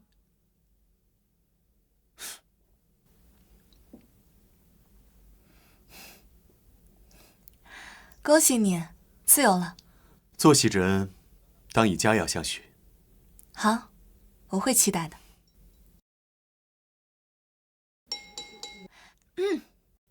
今天这顿饭呢，主要是庆祝我们的计划顺利推进。沈知远作为关键证人，已经彻底动摇，随时可能交代。崔家父子也已经离心，而崔成新，他现在已经完全信任我。那么下一步的计划就是，在崔成新被法律制裁前，让他看着自己失去一切。顺带为了庆祝崔红重获自由，不过在此之前呢，他先暂居我家。但是他住你家应该更方便一些吧？你为什么不同意啊？我不喜欢别人住我家里，还有少喝点酒，你还在吃药呢。好吧，那你出门要注意隐藏自己，不要被发现了。那住宿费的话，就用今天这顿饭来抵了吧。好，说起来，我还不知道二位是什么关系呢。林先生跟崔成新之间是……他跟崔成新其实没有直接的关系，他恨的是我姑姑。我妈曾经她是连家的管家，在车祸发生后，意外听见了连毅和崔成新的对话，也因此被关进了精神病院里，导致她的话无法作为证词。林毅在住院隔离半年后，他们母子才见了面。我也是这样才得知到了真相。不过在此之前，我已经有所察觉了。后来，连毅为了方便监视我，就让我做了星月的跟班，直到现在，也有13年了。那你们也算是青梅竹马了。如果他没有恨连毅，波及到我的话，那也算是吧。别趁着转移话题偷偷喝酒，今天不能再喝了。是吧？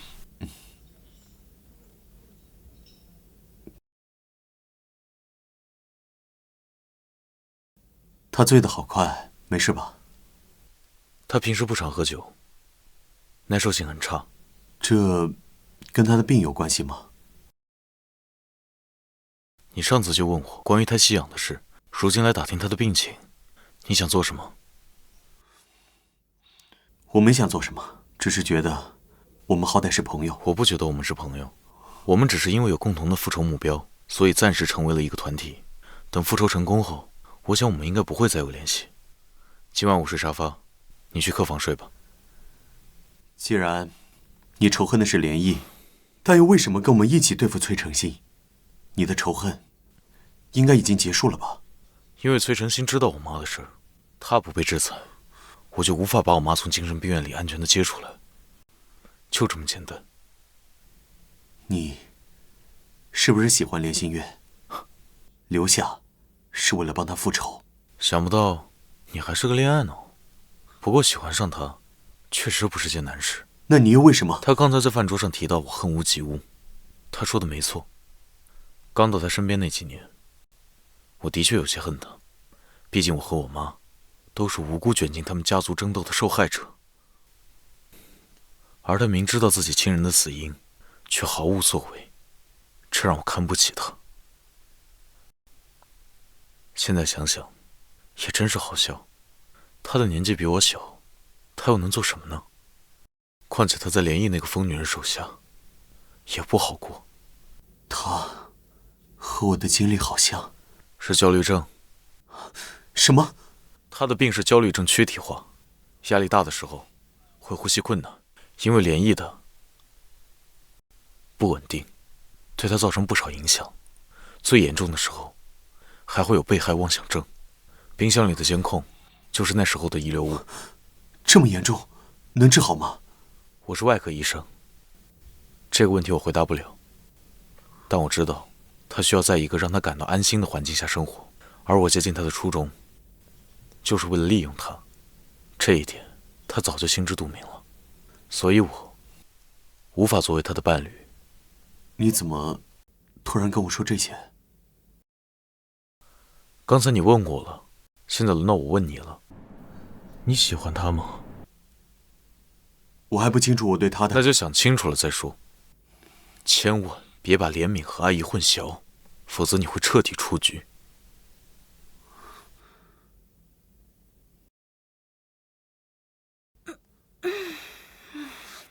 早上我煲了鲜虾粥，还有3分钟就好了。你中午想吃什么？我带回去买菜。这么贤惠啊？还是等我吃完早饭之后再想午饭吃什么吧。哎，他什么时候走的？凌晨5、6点吧。他说医院有事儿。这样，那我先去洗漱了，等你早饭。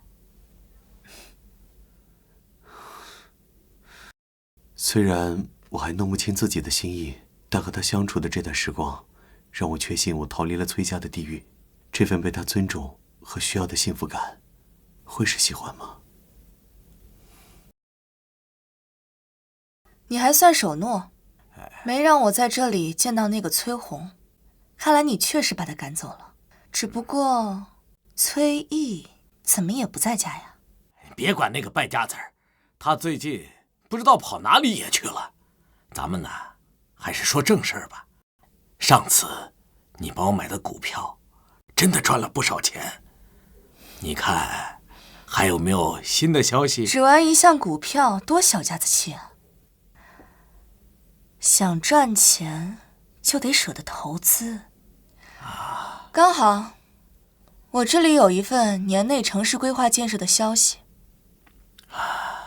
哎，这可是秘密，看过之后要还给我的啊。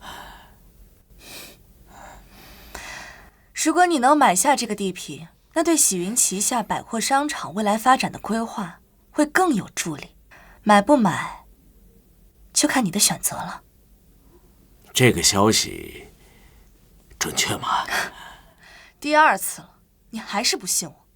上次就是背着我偷偷打听了股票行情才入市，你以为我不知道吗？啊，我没有不信你的意思，只是……哪有什么只是？要不是看在你是我……看来你从来没有把我当成你的女儿，是我自作多情了。我现在就叫他们把这块地……等一等。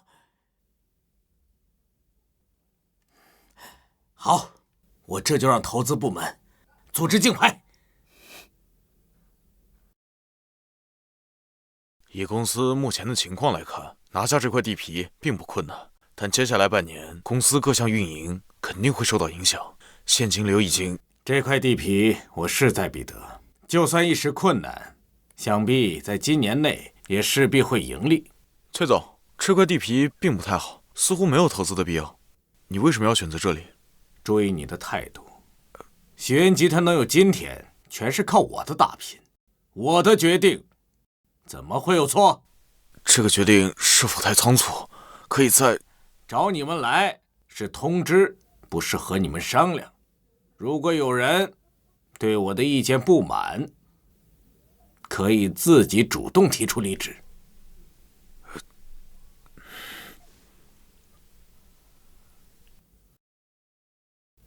鼠目寸光。当年我能靠连毅那个蠢女人的资源把喜云做大做强，如今这蠢女人却生了个傻女儿。哼，哎。炸你！哟，今天手气这么好，走出情关了？可别开玩笑了，崔哥今天来这儿玩，还不是因为他女朋友的事儿？对，因为我没用，我救不了他。我爸能救他，但他不帮还落井下石。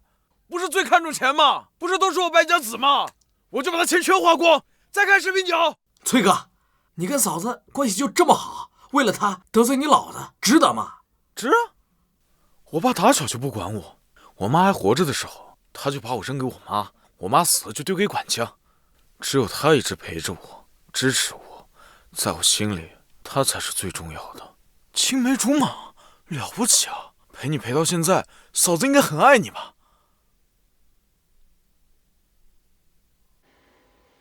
当然爱我，我也爱他，但我太没用了，离了我爸我就没办法把他从局子里捞出来。都怪那个贱人！如果不是他换成别人，小林根本就不需要吃这样的苦。换成别人什么意思？当时我们还在上学，因为我向别人借书，他吃醋，他就把那个人头发全剃光了。跟我搭过话的女生也被他找人围堵，还录了视频。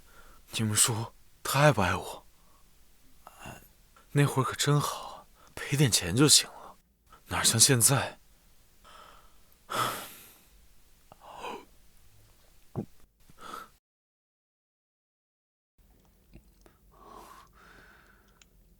还有多久？怎么，这么快就累了？我不累，我就是好奇你怎么突然想画画，而且你这……别动！而且你这装备也太齐全了，你是学美术的？当然不是，画画连我的业余爱好都不算。我只是偶尔通过画画来转移自己的注意力。当我沉浸在其中的时候，我就会忘记现实的压力。你压力很大吗？还好吧，毕竟我们的计划已经到了最后一个阶段，我在等。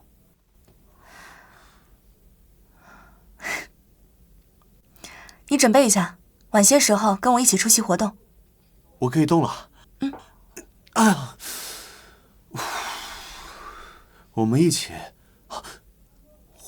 起行动的话，不会被崔晨曦注意到吗？放心吧，到时候听我安排。不好了，总裁，小崔总他……慌什么？又怎么了？又喝酒闹事了？不是，他因为校园霸凌的事儿上热搜了。什么？霸凌热搜？现在有不少网友都在咱们公司官网骂人呢，而且什么？快说！而且他挪用了公司的公款，买下那块地皮以后，公司就彻底没钱了。什么？快，马上召开记者发布会！记者朋友们，媒体朋友们，我一心为了企业的发展奋斗，努力想让集团更上一个台阶，却不想因此忽略了对孩子的教育，这是我的失职啊！真的吗？对于发生这种恶性事件，我痛心疾首。是我的孩子没有形成正确的价值观，他应该受到惩罚。同时，对于他挪用公司公款一事，也将依法处置，绝不姑息。不管小崔总了。总裁，您大义灭亲，让我们公司全体员工感动啊！接下来，各位记者可以继续采访了。崔毅在视频里说，沈凌的霸凌行为是靠金钱强行压下去的，而沈凌曾和他交往多年。您和沈凌的父亲沈之远也是朋友，请问您对这次霸凌事件真的毫不知情吗？哎呀，因为我平时忙于工作，基本不怎么在家，这件事情我真的不知道啊。如果我早知道会发生这件事情，我一定会及时制止，绝不会酿成今天的恶果。听说你最近购置了一块废地，请问接下来对这块土地的规划是什么？这是我对未来的规划，等我做出具体的规划方案，到时会召开专门的发布会。本市近5年没有这块土地的规划，请问你崔总是计划长远的未来吗？什么？5年内都开发不到？这是今天下午刚发布的消息，你不知道？这怎么可能？他明明……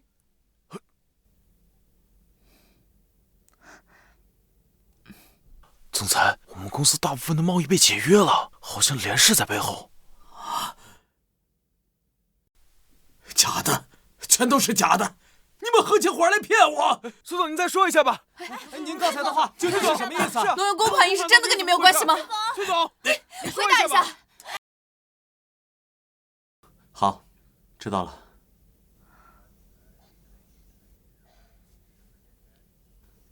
林春和说他晚上有时间，现在正在精神病院办手续，接他母亲出院。挺好的，他等这一刻已经很久了。你游戏怎么样？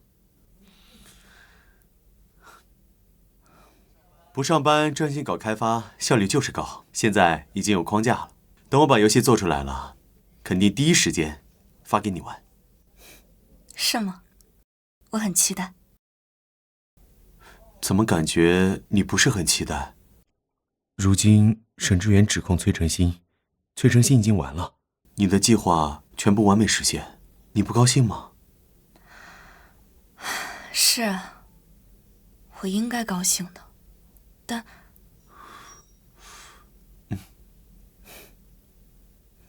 没什么，可能最近没休息好，有点累。等晚上庆功宴过后，我一定会好好休息的。那就好。对了，你的氧气瓶好像用光了，要不要帮你补货？不用了，有可能以后再也用不上了。是吗？那看起来好转了。是，或许以后就不会生病了，因为……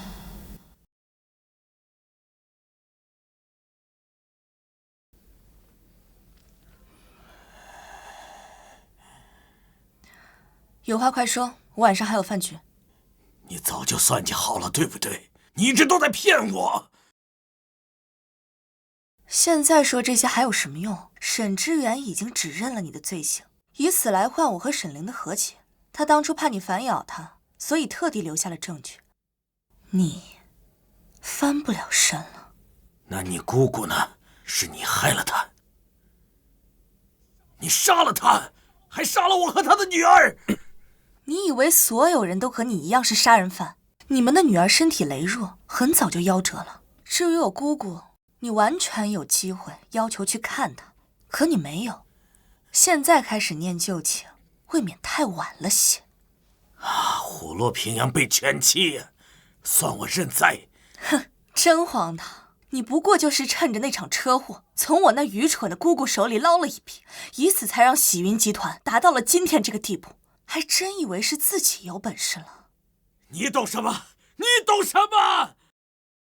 只要我想，我完全可以让你神不知鬼不觉地消失。可我没有，我就是要让你的罪行公之于众，用法律去制裁你。人做了坏事，终究逃不过法律的制裁。你赢了，当然说什么都可以。要不是因为我那个不争气的废物儿子，我又怎么会沦落到今天？说起那个废物，还多亏了我姑姑。什么？我的话有一半是真的，你确实有过一个女儿，我姑姑也的确想过偷换，不过被我妈发现了。那孩子体弱，不久就夭折了。她的孩子死了，你的儿子又凭什么好好活？所以在你缺乏儿子管教的时候，他就把那些狐朋狗友安插在了崔毅的身边。他永远只是一个拖油瓶。你说什么？你们姑侄两个，我要杀了你们！我要杀了你们！别乱动，蔡总，你回去。像你这种人，做兄弟失败，做朋友失败，做丈夫失败，做父亲更是失败。你这种人渣，活到现在就是我姑姑的败笔。但我不是他，我绝不手软。哼！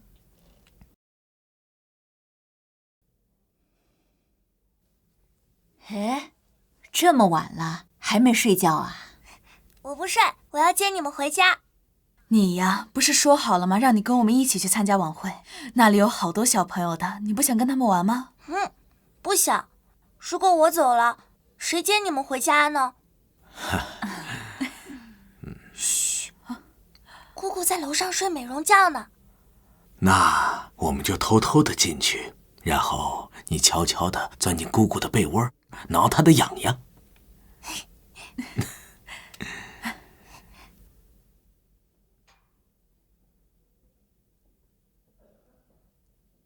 怎么了？有什么东西落屋子里？我去取。这个要没收，不能再喝了。没落东西，把酒还我。这样的日子还不让人喝酒，太过分了。该不会是因为你开车不能喝酒，所以不让我喝吧？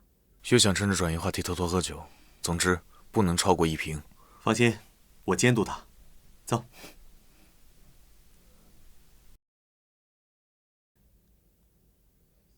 这小子真是的，着急出门，连手表都忘记了。我去送给他。这些你等我回来收拾吧。他也没有想到阿姨出院手续办得这么快，还以为是明天去接呢。你快去吧，再晚点他就开车走了。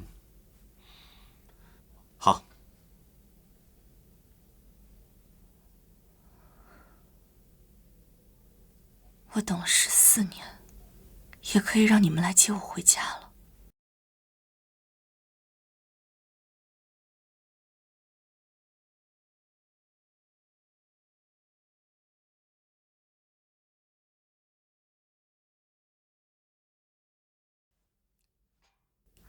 妈妈，奶奶今天跟我说，我的名字是有特殊意义的。什么意义呀？奶奶说，天上有28颗星宿，其中一颗叫新月湖。传说武则天皇帝就是新月湖下凡。奶奶希望我也能像武则天皇帝一样厉害，好继承她的位置。是吗？新月好威武啊！但是妈妈觉得你的名字还有另外一个意思。是什么呢？当然是妈妈心爱的小月亮。不管你以后成为小皇帝，还是小画家，还是赖床的小懒虫，你永远是妈妈最爱的月亮。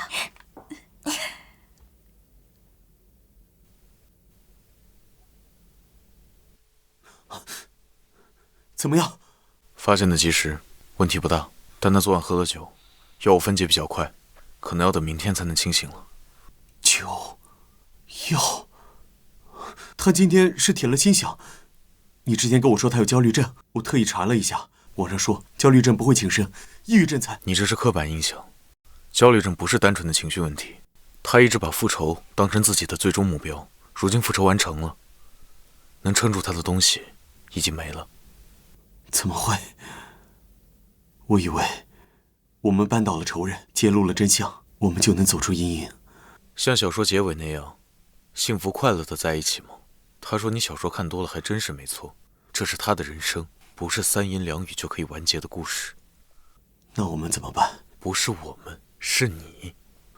我没有陪伴疗愈他的资格，但你呢？看清楚自己的心意了吗？你对他的情谊足够支撑你陪伴在他身边吗？陪他面对自己的负面心理，时刻警惕他自毁的情绪炸弹。如果你做不到，就最好不要融入他的生活，因为他不需要一个半途而废的拯救者。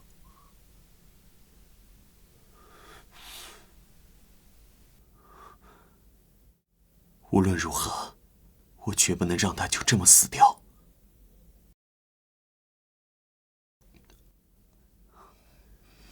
你醒了，我刚问过医生，他说你刚洗完胃，不能吃东西，只能喝一点淡盐水。哦，我帮你调下床位，你这样不方便喝水。不用了，我自己可以。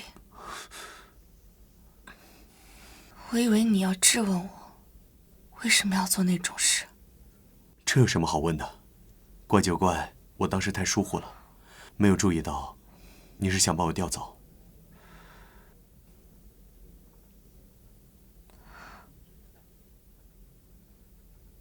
你想说我是笨蛋就说吧，我认。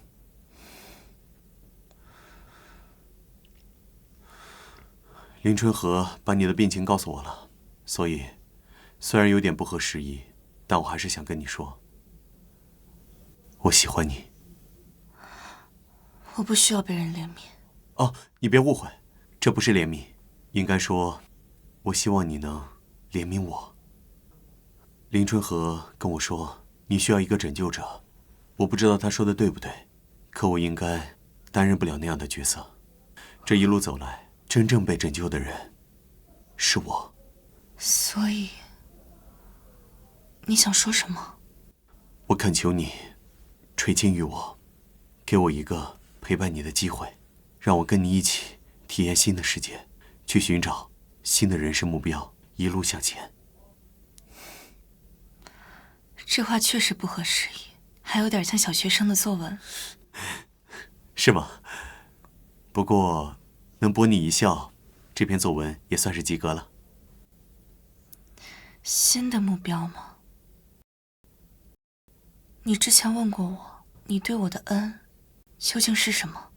之前我不想说，不过你今天的话，我想跟你说了。那是10多年前的一天。这不可能！他们怎么会死啊？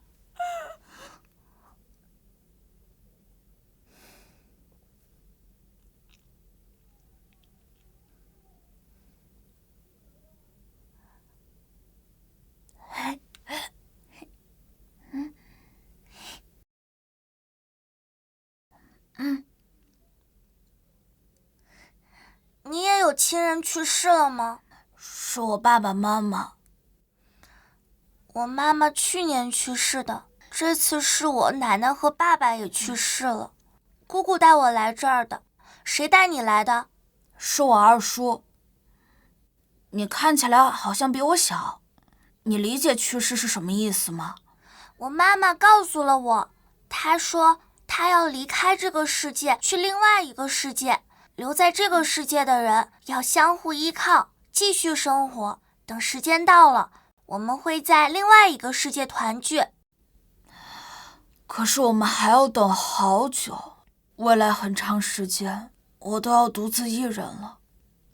我们不会独自一人的。妈妈去世后，奶奶和爸爸照顾我很好，以后姑姑会照顾我，你二叔也会照顾你。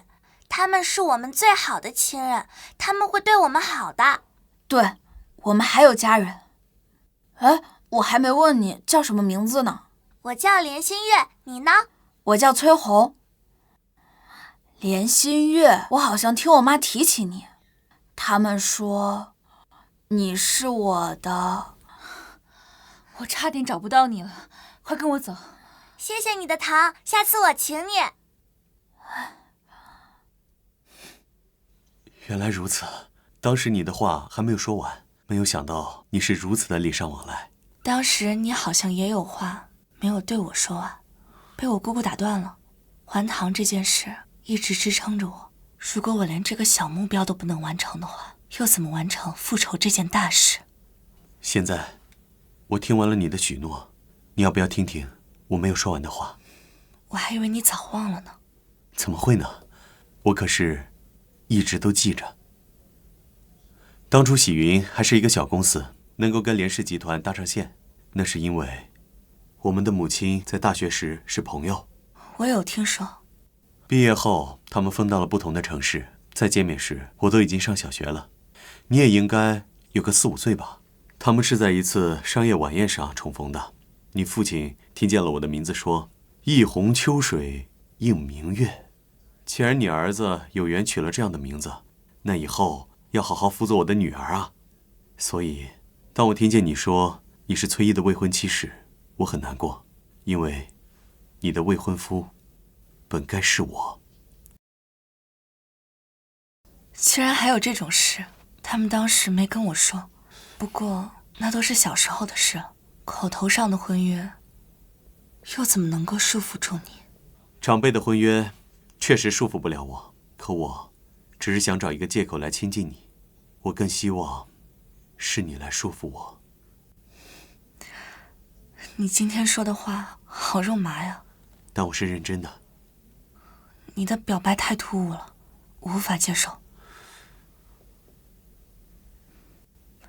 但就算我拒绝你，你也会继续对我好的吧？毕竟你的一片好心，我也不能雇个保镖把你赶走啊。不过我确实没有什么心思去寻找新的目标。你要帮我制定一份计划吗？有的有的，我在网上已经做了攻略，我们可以。不行，你现在还出不了院，是我太着急了。那就等我出院后再看你的计划吧。好啊，我们可以先去骑马，然后再去射箭，然后再去攀岩。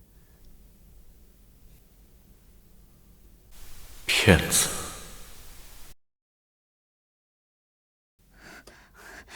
我又不会逃跑，你不用这样时刻都拉着我。可我就想牵你的手嘛，求求你了。这不是让你拉着了吗？别撒娇了，跟小孩一样。走吧。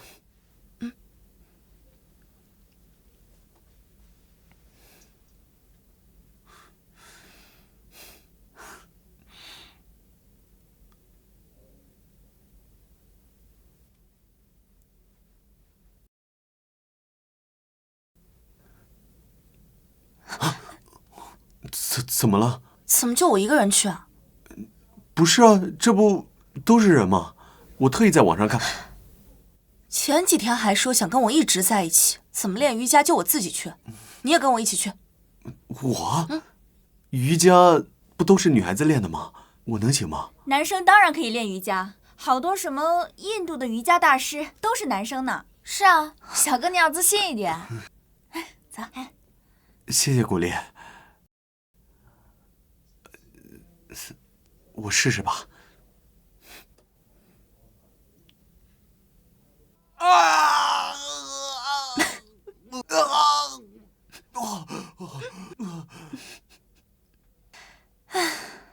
感觉怎么样？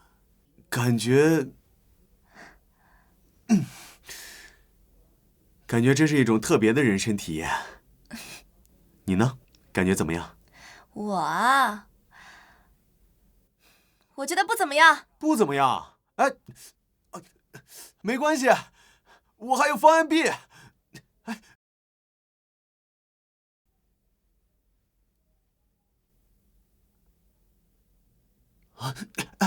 我起晚了，本来上午约的攀岩，现在，哎，天还没亮。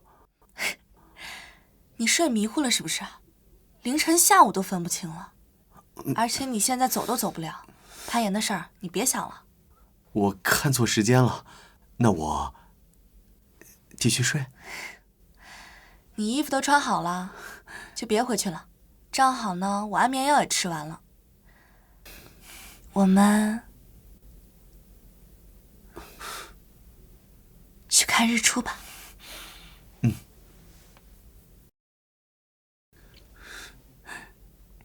运动了这么久，你不累啊？通过运动改善心情的方式，我都试过了，对我来说根本没用。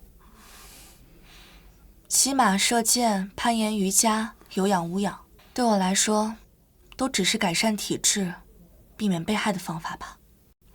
被害？是你姑姑对你……我姑姑精神状态不稳定，喜怒无常。虽然说物质上不苛待我，但打骂还是有的。她经常在喝醉后会想起她夭折的女儿，有的时候还会把我当成她的女儿向我道歉，而有的时候，有一次，她把头孢放进红酒里，逼我喝下，想让我去陪她死去的女儿。所以在那之后，我在饮食上就特别谨慎，直到她倒下。那你姑姑现在……你看，太阳出来了。是啊，太阳出来了，我们的黑夜终将过去了。新买的香薰瓶在床头柜上，你也能看到。好。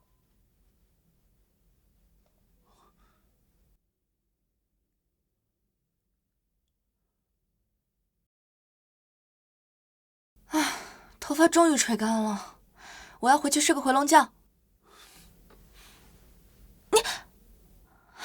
你怎么拿出来了？快给我！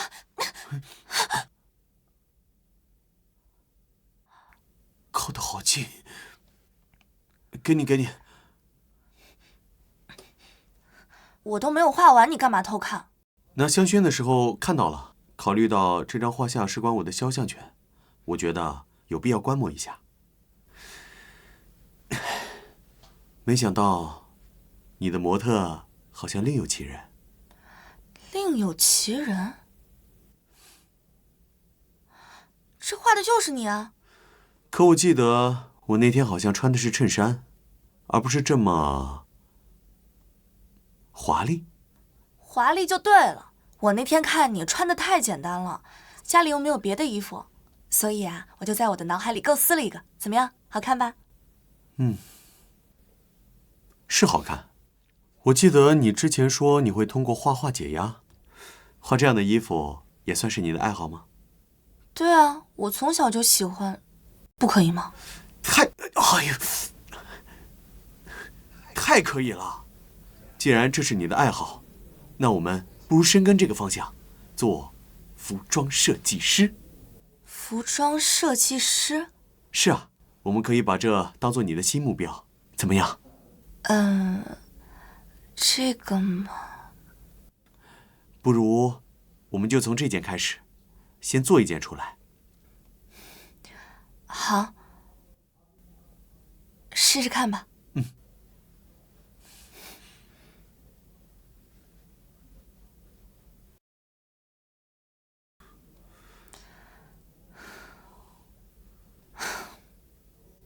就是了，我觉得不行。真的不行吗？我们今天把材料市场转了个遍，也没有你满意的吗？不行，我想要的比这个更有光泽感一点，但是又不是这种光泽。我说不清楚，反正我就是知道。那是咱们这里的布料市场货不够多，我们可以去网上看看。网上的会有色差吧？其实我想要的颜色接近这个，但是又不是这个，应该比这个上面再多一点绿，同时呢还要带点金色的光，但是又不能是金线编织的。你这要求还真是够详细的。要不这样，我们可以先把原材料的事情放一放，先去学习做版型。网上应该有教程。没必要，我都说了不需要。这才刚开始，我觉得。你觉得？我需要你来觉得我该做什么？哦，我不是那个意思。别把自己的想法强加在我头上。我说了不需要。既然现实材料无法满足我的设想，那也没必要勉强自己去做一个不满意的东西。哎，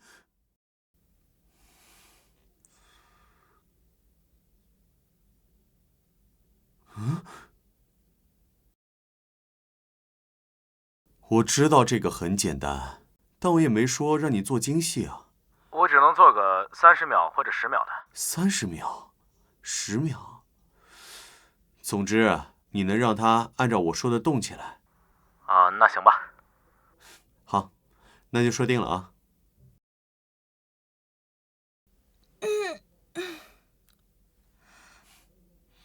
你该不会是准备从我家搬走，所以放弃做自制早餐了吧？毕竟昨天我惹你生气了，担心你连我做的饭也一起讨厌。毕竟我厨艺不精，没办法用一桌美食向你道歉。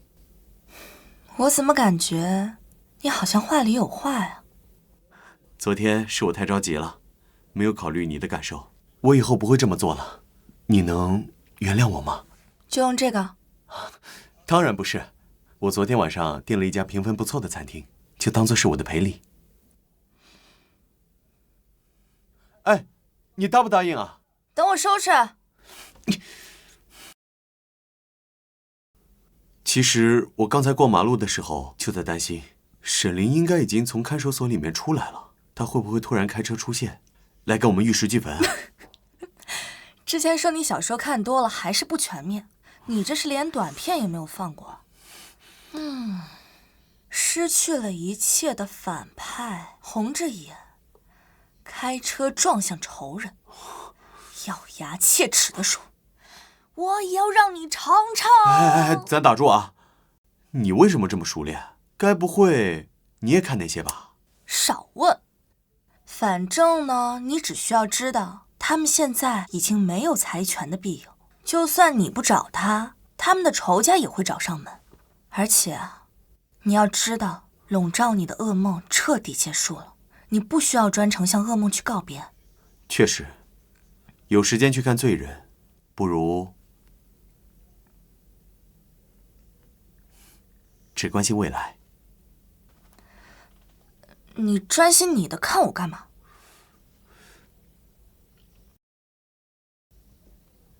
赔罪礼物，希望你能喜欢。这是……你昨天说现实的材料没法满足你的设想，而我又擅长做游戏，于是我就委托业内的朋友，以你的设计为蓝本，做了一个简单的建模。这看起来确实更接近我想象的衣服，但是这也太粗糙了。毕竟你的画还没有画完嘛，如果是更完整的3视图，最后的成品也会更完整。所以，你考虑游戏美术方向。你这又是什么意思啊？我不是希望你一定要走这条路，我也没资格去要求你做任何事情。只是觉得，如果你对这方面感兴趣的话，可以了解一下。我只是起到了一个介绍的作用。谢谢你啊，我会考虑的。好。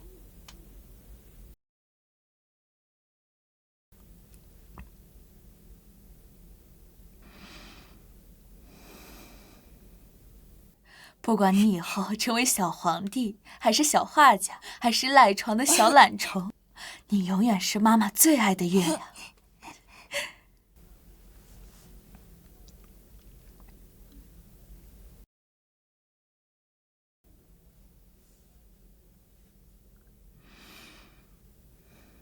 小心别烫着了。怎么今天起这么早？谢谢你的建议，我决定大发慈悲的接纳了。是吗？那太好了。但我不能继续跟你在一起了。想不到你这么喜欢这个专业，昨晚连学校都找了。也不是，我之前有焦虑症，在国外的学校办理了休学，刚好那个学校开办了这个专业，我决定复学后转专业。挺好，我支持你。你之前因为陪我寻找新的目标，耽误了工作室的进度。不过我相信，等我学成归来，你的工作室一定会变成大公司的。借你吉言。我想在出国之前留一些照片做纪念，你要不要陪我一起？当然，只要你需要，我就一直在。除非你已经不需要我了。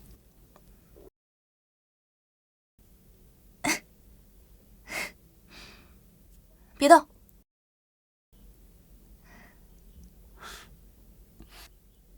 还有一个地方，我希望你能和我一起去。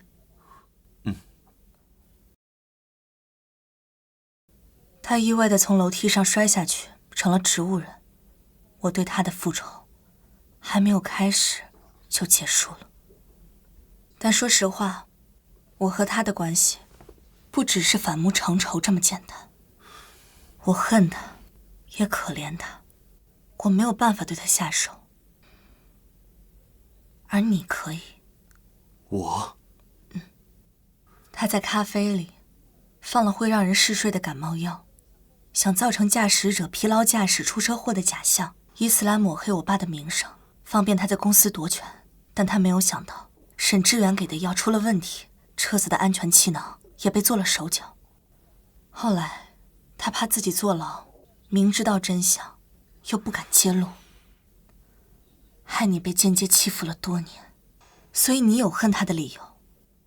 如果你现在想拔下他的氧气管，我不会插手。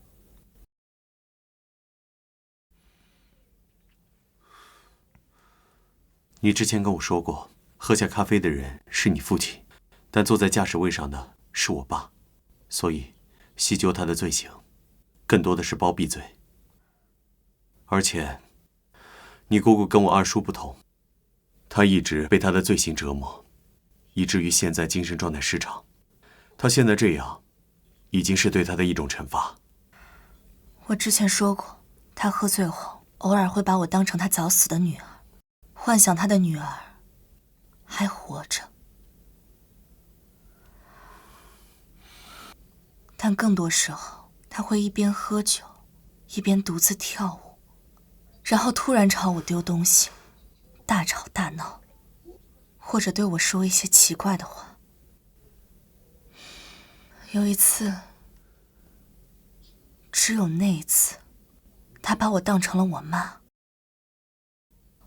他对我妈说：“燕燕姐，我错了，我应该照顾好心月，但我怕他报复我，我不想死，也不想进监狱，我真的错了。可是人都死了，道歉有什么用呢？谁又能原谅谁呢？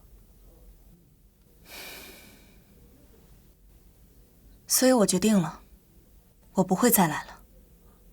我会去寻找新生活的意义，也不会再害怕跳舞了。你明天就要出发了，为什么会突然想着跳舞？之前国外也有不少这种联谊舞会，但我心里有阴影，所以一直不敢参加。现在嘛，我想要尝试一下。那你之后会找到比我更好的舞伴吗？那就要看你今晚的表现了。你又在想瑟瑟的事情吗？我还是想……我吃醋了，我知道我没资格吃醋，但是突然听到你可能和别的男人跳舞，我就不舒服。我喜欢你，不仅仅是在一起相处当中的喜欢，而是我希望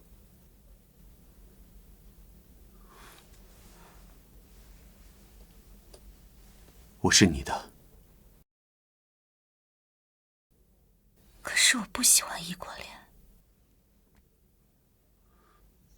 虽然我还要忙国内的事业，但只要我一有时间，我就会去找你，即便有时差，即便跨越国家，我的心也绝不会变。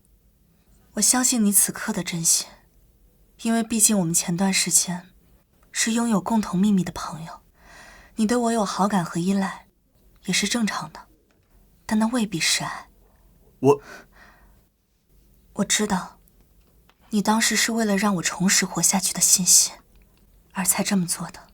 即便是你还没有弄清楚你对我的感情，却还像孔雀开屏一样对我夸张的示爱，对此我很感谢。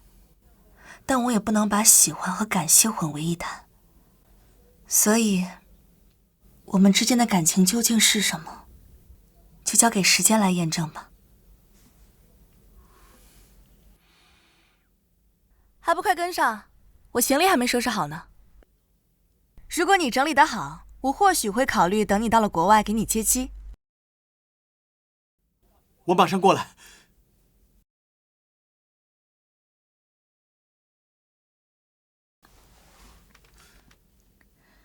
明天我有事，给大家放一天假啊。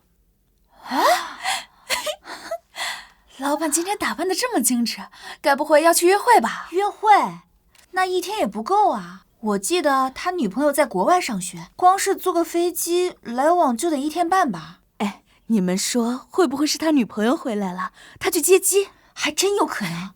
不过老板每次都是主动去找他，怎么这一次反过来了？没准是毕业了，所以回国。老板真是好事将近啊！我在老板办公室里见过他女朋友的照片，可漂亮了。听说最近上新的3A 大作就是他女朋友参与设计的，社区内超多好评。这样的大佬居然会给咱们公司做皮肤，老板上辈子是烧了多少的香，才能有这样的女朋友啊？我们老板真赚大了。是啊。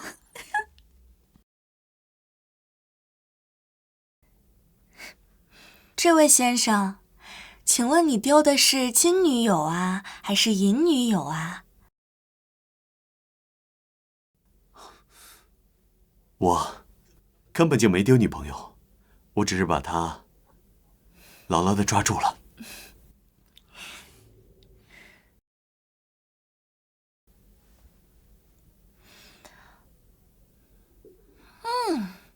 好好吃啊！还是国内的甜度适合中国胃，国外的甜品实在太甜了。话是这么说，但我去的时候，你还是拉着我尝了不少当地特色甜品。因为我知道总有一天我会回国的，这不是想在回国之前把国外特色都体验一遍，这也算是一个小目标嘛。你尝尝，真的好吃。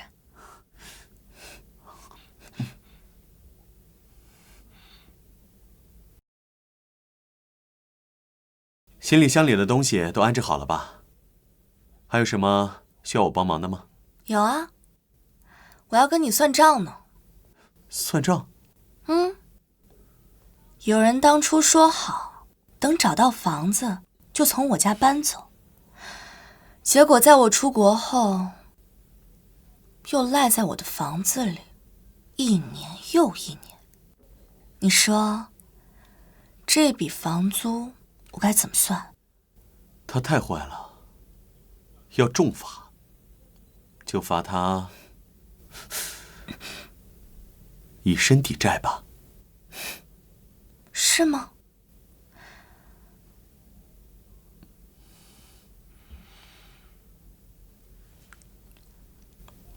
那我可要好好验验货。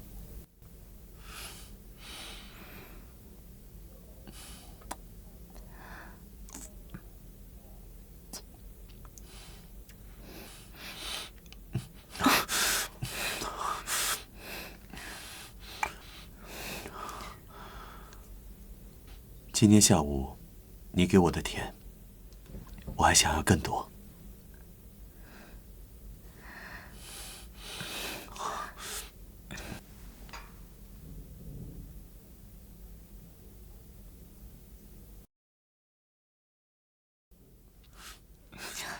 别闹！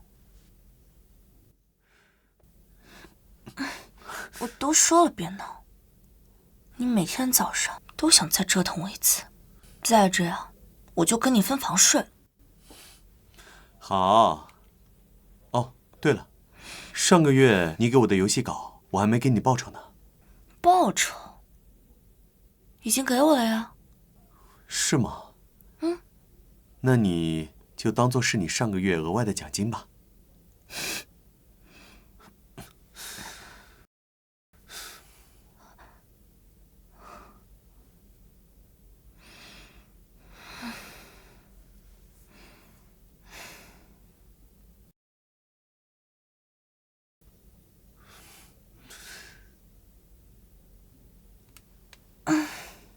这是什么？打开看看。股份转让合同书，你公司能有今天，离不开你当初对我的投资。口头感激太廉价，这是我能想到的最好的方式。你就不怕把你公司卖了？我的一切都是你的，随你处置。这小嘴怎么越来越甜了呀？天天跟你待在一起，这嘴巴能不甜吗？要不，让我再补充一点？别闹，再闹就把你奖励取消。给我的奖励是什么？奖励你跟我拍个婚纱照。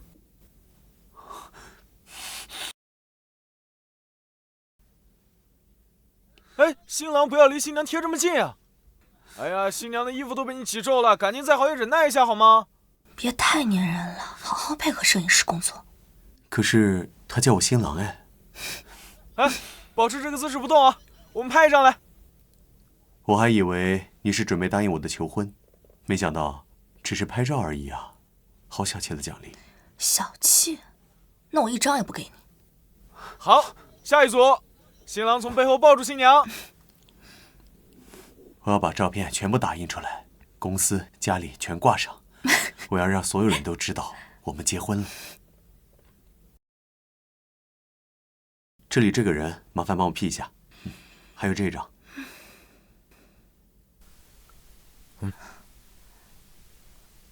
我还以为你们这是准备结婚呢，怎么只是拍婚纱照？我就是刚好接到了一个婚纱设计游戏皮肤的工作，正好来体验一下。对我而言，婚纱照只是穿着漂亮衣服拍照而已。我和他的关系，我还在考察当中。考察吗？我看你早就深陷其中了。来，林春和，你怎么来了？是我叫他来的。之前林阿姨跟我说，他到现在还没有个女朋友，所以叫他过来感受下我们的氛围，激励一下。幸福这个词，千人千面，我还是觉得单身更适合我。也是，但至少对我而言，能够待在他的身边，无论是什么角色，我都很幸福。是吗？我想要的可不止这些，我想要幸福，我想要我的未来光辉灿烂。对，就这样，来，3、2、1，哎，好，哎，换个动作，换个动作。哎，新郎从背后抱一下，抱一下。对，就这样，就这样。哎，好。我和他是两条平行线。你也老大不小了，怎么还不找个女朋友？我现在这样就挺好。你爸走得早，你从小就跟着我，难道随我独立，不喜欢找人搭伙过日子啊？因为我很早就明白，我没有能力去爱人。你为什么还不动手？你明知道他是……我知道，你也知道，可你也没动手，不是吗？我知道你想说什么，你觉得他防备你胜过我，所以我比你更有机会。可他死了，我就彻底没有亲人了。你说这么多，你就是不敢做。对，我是下不去手，可你恨你家人，更是恨你妈，自己不敢在手上沾血。你也是个胆小鬼。我知道错了，妈妈，你别不理我。他也是。不敢直视无能的自己，只能把所有的恨投射到比自己更重要的他身上，即便道歉也无济于事。我生病不是你的责任，你没有必要为了我去选择专业，你有你自己的人生。我没想到心理咨询不能给熟人咨询，我想治好你。治不好也没关系的，只要能撑到复仇就好。那复仇之后呢？我只想复仇。那时候我在想，如果我没有能力疗愈你，那你最后会被谁治愈呢？真的不是你干的吗？我希望是我做的，但我是医生，我做不出推人下楼的事，这是意外。也对，你跟我一样，都不想违背法律。那你之后打算怎么做？折磨植物人吗？他成了这样，也算是老天替我报了仇。接下来，我会配合你报复崔晨星的，毕竟他也知道我妈的事。他不被抓，我就无法把我妈安心的接出来。其实，涟漪倒下的时候，我的复仇就结束了。我只是不想你孤单一人。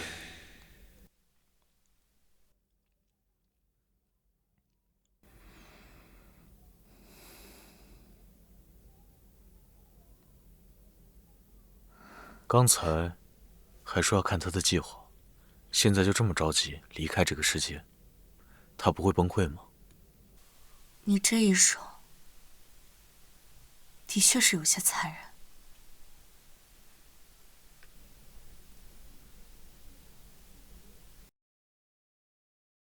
你来的这么及时，